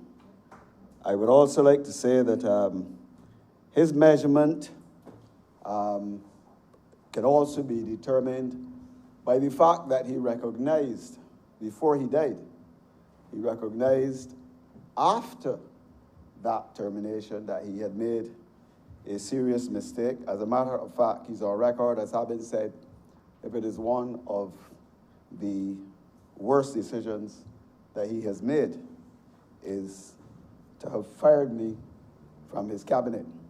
Of course, the term firing was not used in the past few months. It was more a boxing match, a reshuffle. And, you know, I bear no malice. I still remain a member of the Barbados Labour Party. And unless, for some strange reason, my comments might put me in trouble, I shall so remain. But I would like to say that I will always feel free to make my certain statements. Sometimes what you say and what you do not say can put you in trouble. Sometimes by remaining silent, it can put you in trouble, and by saying too much can also put you in trouble. And I've always had problems with my mouth, in the sense that I keep my mouth shut sometimes when I should speak, and sometimes I speak when I should not. But I believe in the maxim that you should speak as I said already in these chambers, when you have something to say. But when Arthur set the high standards of leadership that will not be easily matched. What has not been said by previous speakers, including the first speaker in this debate, is that the standards that he set are standards which should be emulated, and emulated in terms for the future. But I think it is important to understand the ONAFA, the background, which set the stage for ONAFA's entry as the Prime Minister of this country. I recall in 1994, when or rather in 1991, when the Barbados Labour Party won the government, every member of Parliament, barring barring the member for St. James North and myself, and to a lesser extent, the member for St. Michael East at the time, South East, I think it was, you bear with me, I don't think I'm breaching the rules by calling his name, Delisle Bradshaw. We were the only 3 persons that were not contenders for the leadership of the party. And when Arthur came to office, at that time, there were persons who felt that there's a certain entitlement that went with the leadership of the Barbados Labour Party, and when Arthur was not qualified. It is true that my own reasons at the time was a little bit personal, because having won an election in St. Andrew against his good friend, a gentleman by the name of Peter Scott, even though I won the election, when Arthur at the time still indicated that he would come to St. Andrew in the next election and canvass against me. So my opposition to his seeking the leadership of the party when the former leader was dethroned, people said he had resigned, was more or less along those lines. But there were 7 contenders at the time for leadership of the party, and if the former Prime Minister, and that was the late Bernard St. John, Sir Harold St. John, who was a member for St. Michael, Christchurch South, if he had his way, he would have continued. If the honourable member for Christchurch West had the support, he probably would have continued. And then you had the badgering by everybody else, myself and the member for St. James North, being the new members of Parliament, it was felt that we could be cajoled in supporting one way or other.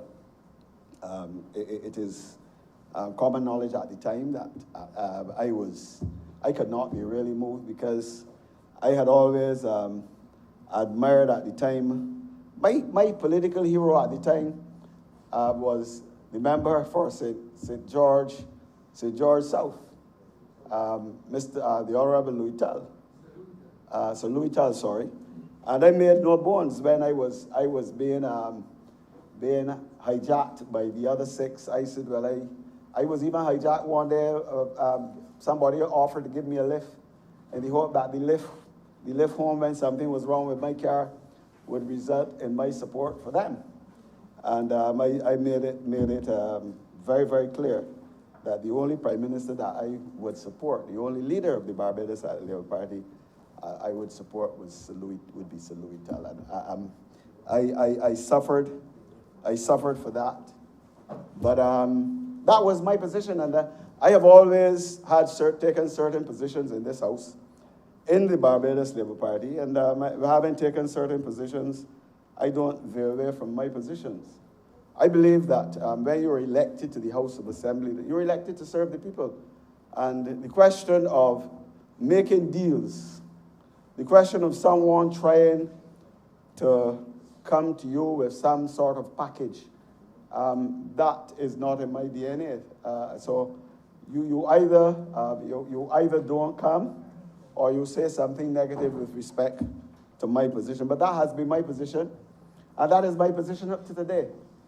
And I dare say that that is the environment that surfaced at the time when I came to Parliament, when Owen Arthur achieved the leadership of the Barbados Labour Party.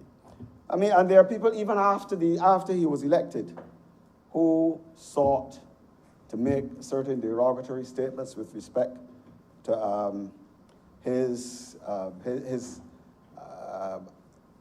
I wouldn't like to say extra parliamentary activity. Everybody knew Arthur well, and socially, I don't think that you could have a better person. Sometimes socially, he probably things might get a little out of hand, and in his exuberance and his excitement, especially, you know, it's like going to, if you go to a party and the party, the drinks are flowing, the food is good, the music is good. If the music is good and you're dancing, you dance. And if you like food, you eat the food. And if you like the drink, you might go a little bit overboard.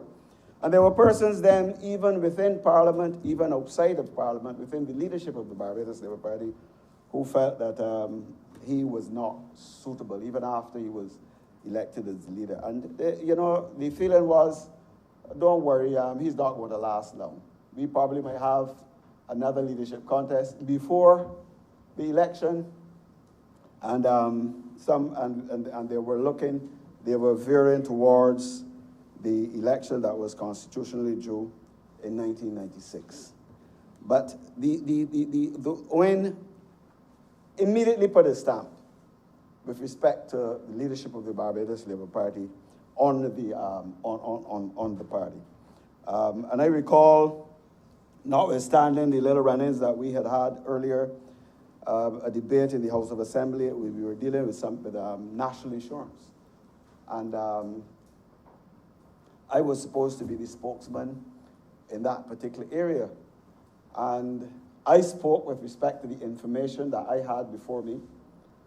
But to my surprise, while I was, or rather before I gave my presentation, the member for the city, the former member for the city, she had a stack of information. I said, but how comes I'm in charge of this information and nobody never gave me this information? He says, well, you're new and you got to learn. You have to make sure you get information by yourself.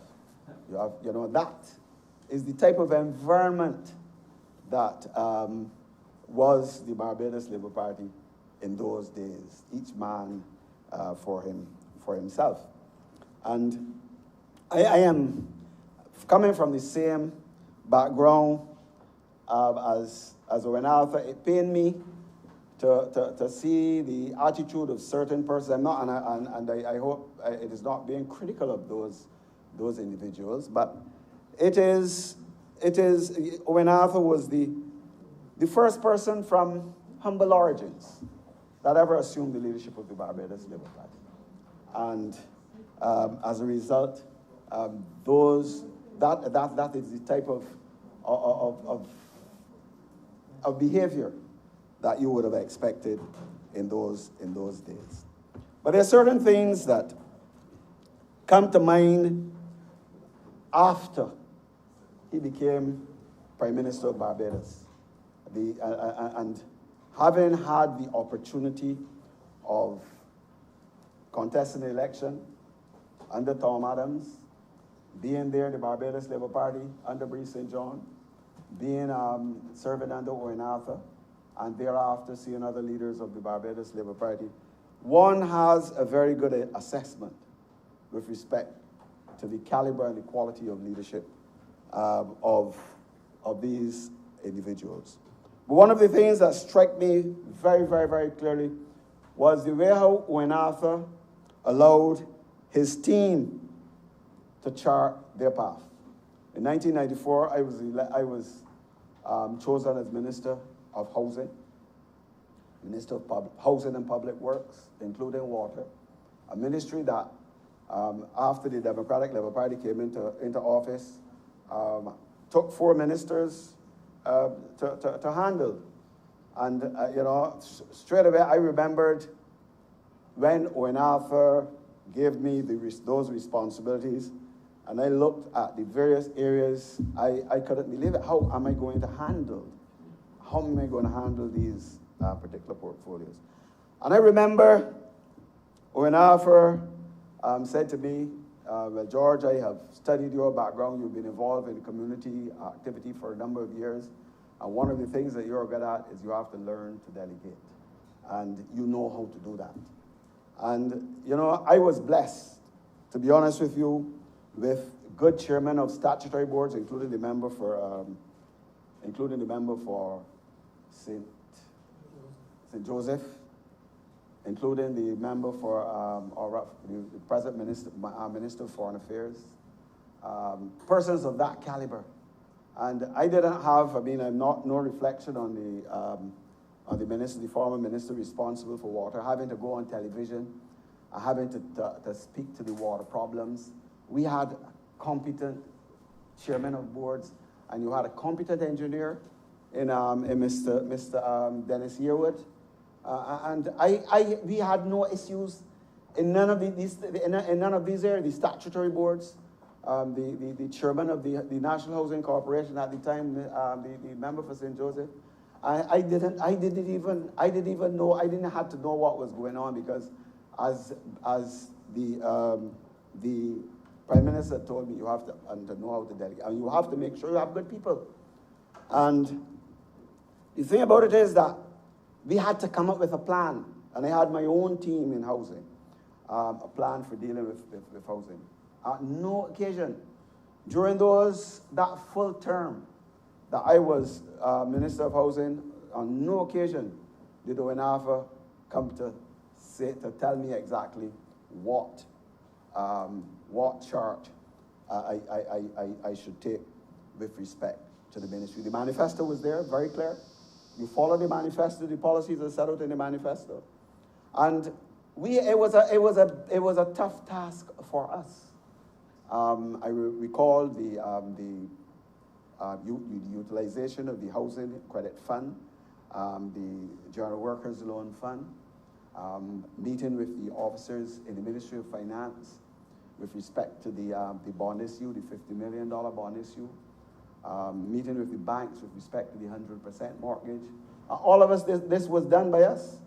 And I remember one day after being in office for about a year, I don't know if the member for St. Joseph could recall, but we got a meeting we got a call we were summoned to a meeting by the Prime Minister. And to be honest with you, I was trembling in my boots, because that was the first time that the Prime Minister had ever called us with respect to what was going on in the ministry. I'm only saying this to show you how much confidence he had in the persons who he had put in the respective ministries, and there was absolutely no interference whatsoever. And I remember trembling, and Mr. Marshall, who I've known from his student days at Combermere, we went up, and he himself was trembling. We were wondering, what could the Prime Minister be summoning us to this meeting for? And I remember we came in and sat down, and he pointed his finger. He says, George, and we had just done some acquisitions in certain parts all over the island. And he said, point his finger. He said, George, I understand that I could see that you all are going on a housing program, and I like the program, but remember, do not forget the people in St. Peter. That is all. And I felt so relieved. So relieved. And that was the measure of the man. And if it is one thing I can remember him for, it is that sort of confidence that he placed in the persons under his charge. And that confidence also extended towards his elevation to the office of Prime Minister. Notwithstanding the fact that he had all of these things going against him, with everybody ganging up to be the leader of the Barbados Labour Party at the time when he became leader. Once he assumed the leadership, he knew that he was leader. There was not a question of his feeling insecure, of his trying to ascertain who his enemies within the Barbados Labour Party were. And I think that it was a good lesson to us in that style of leadership, that he himself was confident in his position and he made us confident in ours. The other thing, he surrounded himself. Now there are some leaders, there are some leaders, some leadership styles. The Trump leadership style is to surround yourself with people of the same view as you. So that you see the debate now in the House and in the United States with respect to the selection of a new judge. If Trump could have had people thinking the way, enough senators thinking in the way he thinks, he would have his way.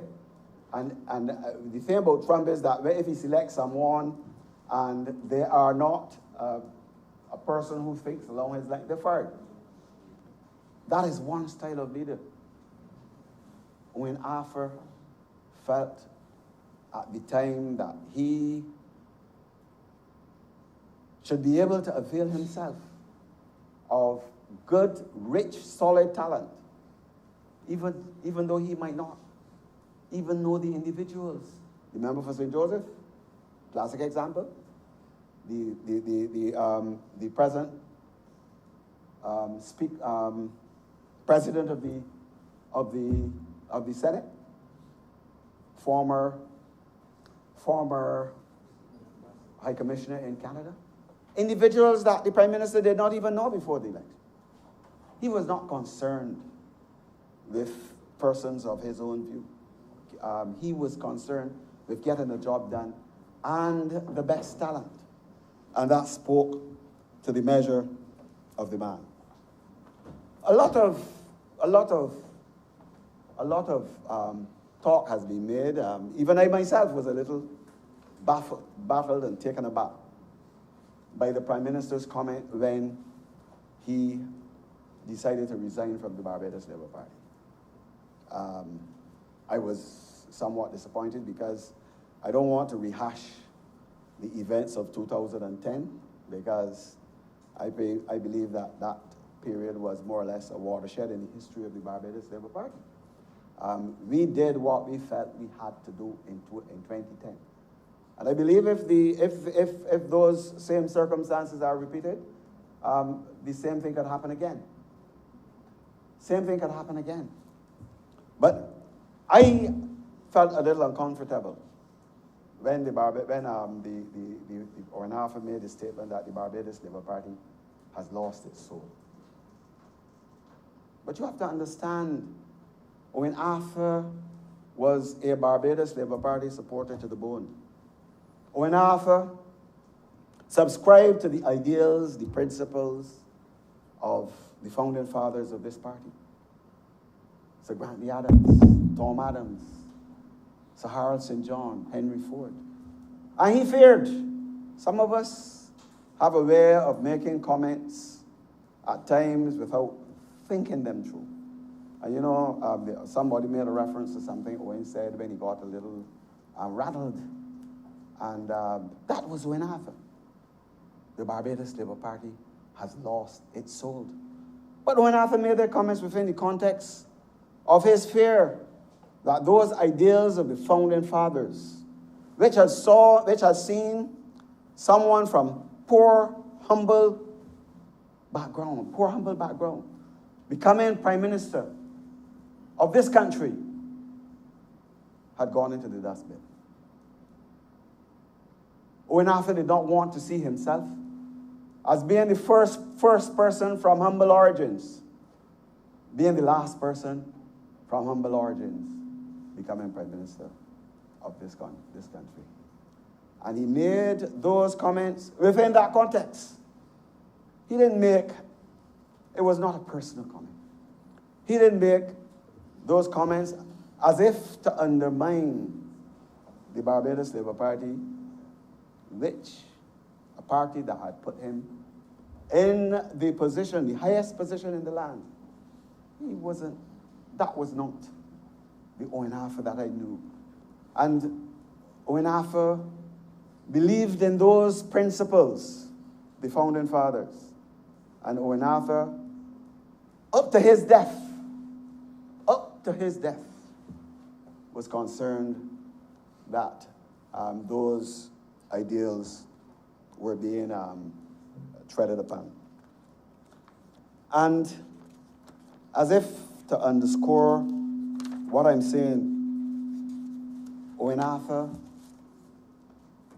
coming from those humble backgrounds, he sought to uplift persons who came from the same background that he came from. He had a desire to see those persons improve their standard of life. And he was, I guess to say that he was impressed would not be a good word to put it, but he lived by what informed the measures, the principles that were enshrined, or that informed the Tenantries Freehold Purchase Act, and which gave persons like his own family, his own relatives, the right to own the spot of land to which, in many ways, they were entitled for centuries. And as a result of that, his own visions, he had a vision mirroring the achievements of the Tenantries Freehold Purchase Act. A graduate, his own vision, to see a graduate in every household. To have a regime whereby every single Barbadian has a right to shelter. Now, there was some controversy or some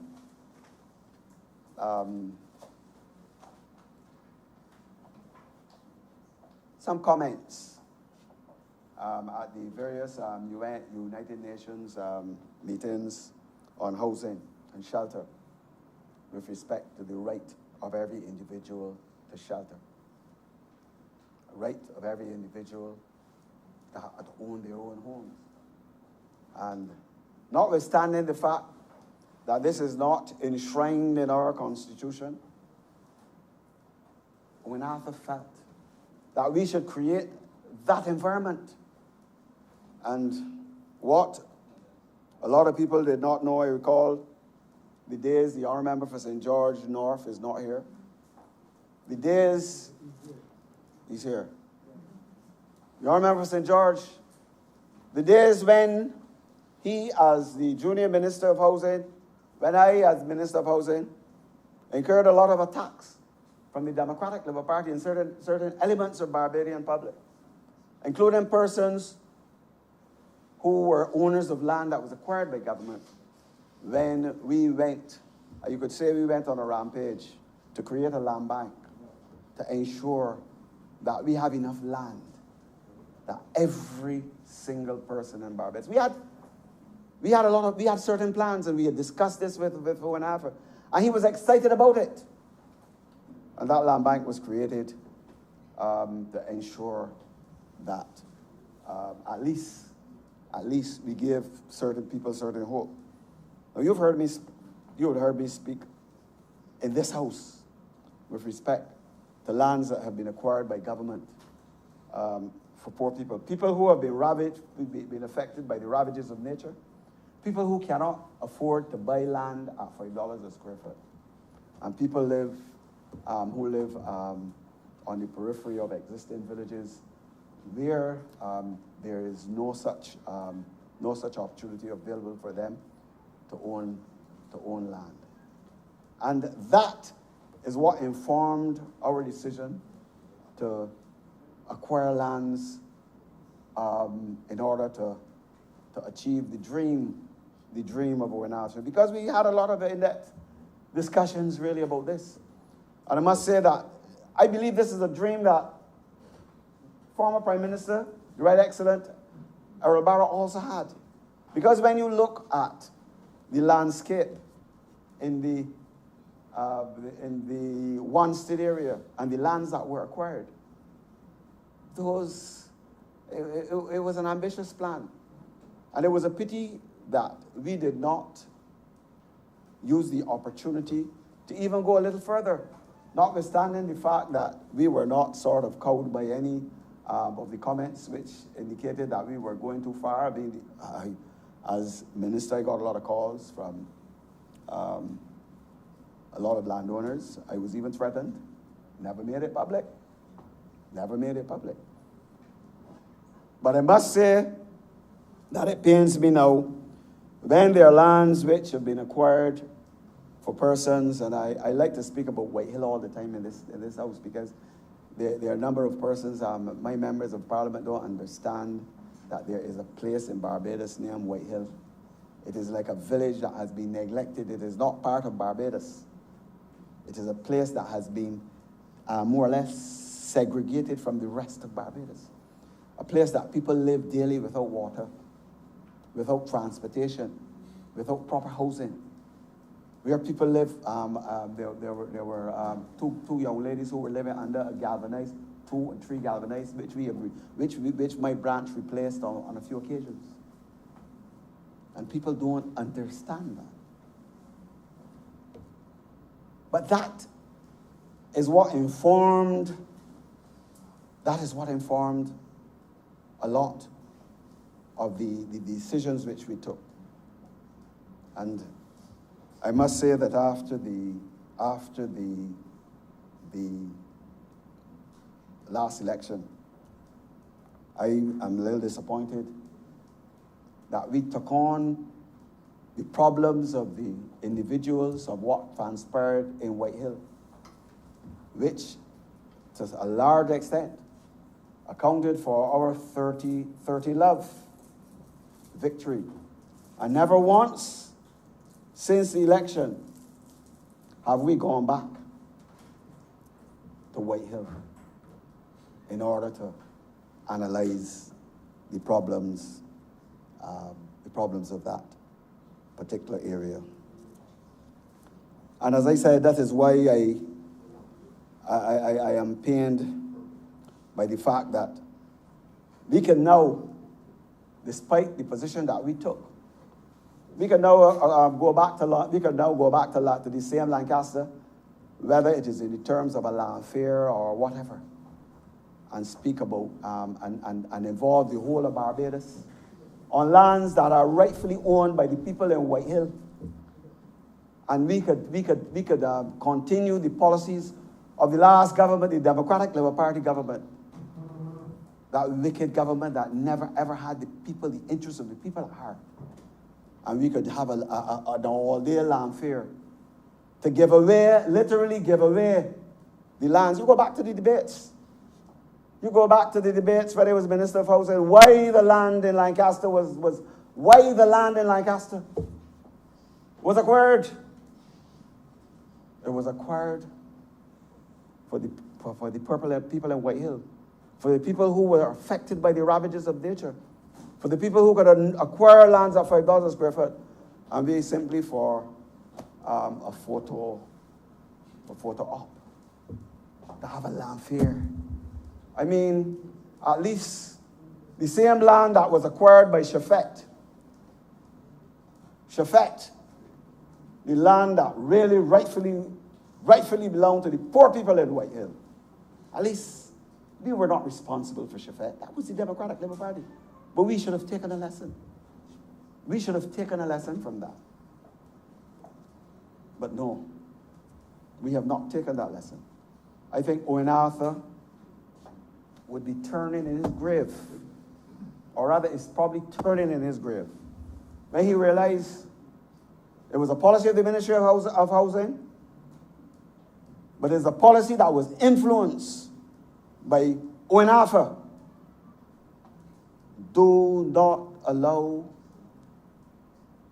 those rich people, because there's certain, you know that, Mr. Speaker, you know that there's certain language you use in the trenches that you don't use in certain circles. Don't allow those rich people to come and take over your land. This land belongs to the people in White Hill. This land belongs to the poor people. But the last Democratic Party administration changed all that. Because Owen Arthur wanted to create an environment, and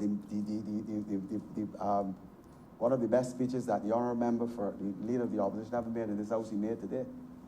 And he probably didn't even realize it. Because Owen Arthur wanted everybody to be able, every person in this country, to be able to own a piece of the rock. A piece of the rock. And the only reason why we did not go further with respect to the acquisitions of Lancaster and Farmers on the other side is because in one respect, I was a little fearful that he would say, well, look, George, you're going too far. And, no, I haven't finished yet. Not by my watch. That he probably would have said, you're going too far, and then the same landowners who were chastising myself and the other members in George North for those acquisitions would have been on our backs. But Owen Arthur would be turning his, I said, in his grave right now. I mean, to see what is happening, and you are selling the same lands that was literally to be given to those people at $15 a square foot. Because what you are doing is that you have taken over. You've taken over.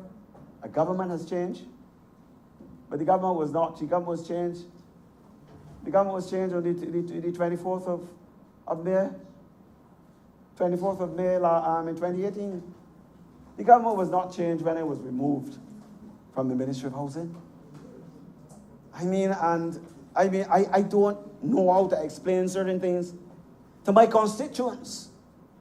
I wouldn't know how to explain certain things to Owen Arthur if he came back to his grave. From his grave, sorry. I don't know. It is hurtful to see that he passed and he left us at a time when something like this is happening. You said that I have 2 minutes.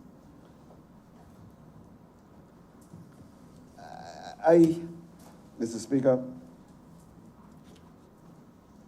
I don't know how we could sort of consume the rest of what I would have to say in 2 minutes. But among the other things that the Prime Minister, former Prime Minister Arthur, was close to his heart, the eradication of poverty. When he lectured to us on the eradication of poverty, I mean, sometimes you ask yourself, well, this man, he's crazy. Because, I mean, how could you eradicate poverty? But he figured that by putting that on the table, at least there are a number of things we could do. And one we could do in order to alleviate the plight of the least privileged in our society. The eradication of pit toilets, the acquisition of derelict buildings, and the zero unemployment. Because he always felt if he set the bar that high, and you even fall below. Somebody spoke about unemployment today at 6%.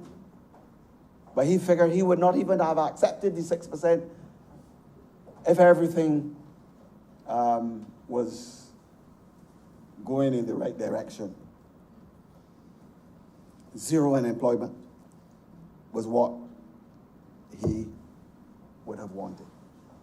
And the other thing that characterized his tenure as Prime Minister is his utilization of what, in terms of consultation, the elders of the Barbados Labour Party.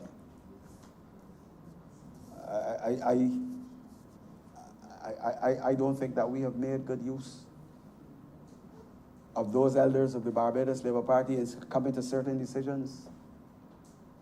Owen Arthur, before certain decisions are taken, even if you don't agree with them, the elders of the Labour Party, consultations. Now, this whole question of legacy, Mr. Speaker, and bear with me, just a few seconds with respect to this point, the legacy. You know, if you are a person that have done well in business, at the end of the day, you want to leave X amount of property to this child and that child. But this is, you have done your best to build up an empire, and you're at a stage where you can now decide that I'm going to give Tom this particular property, Jack this and Jack that. But you did not set out at the onset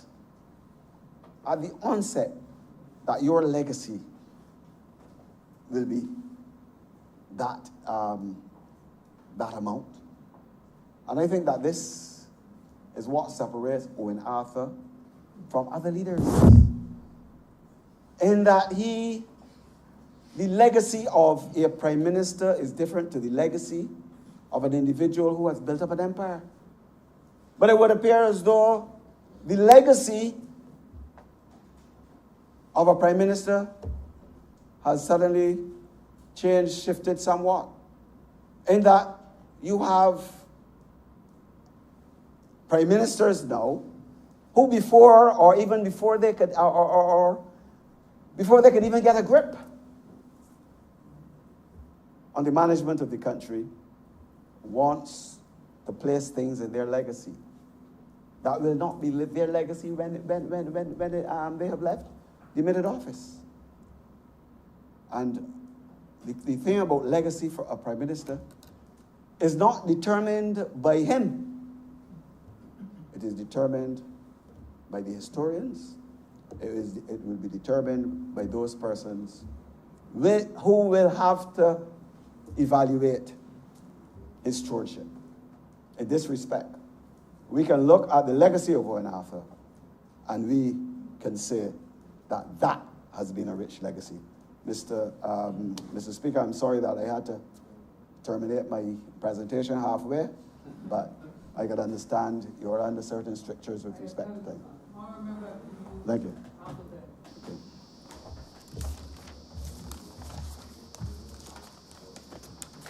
Honorable Leader, Government Business. Thank you, Mr. Speaker. I beg to move the suspension of the sitting until 2:30 p.m. Seconded. The question is that this honorable chamber be suspended until 2:30 p.m. All those honorable members in favor, please say aye. Those against, please say no. This honorable chamber stands suspended until 2:30 p.m.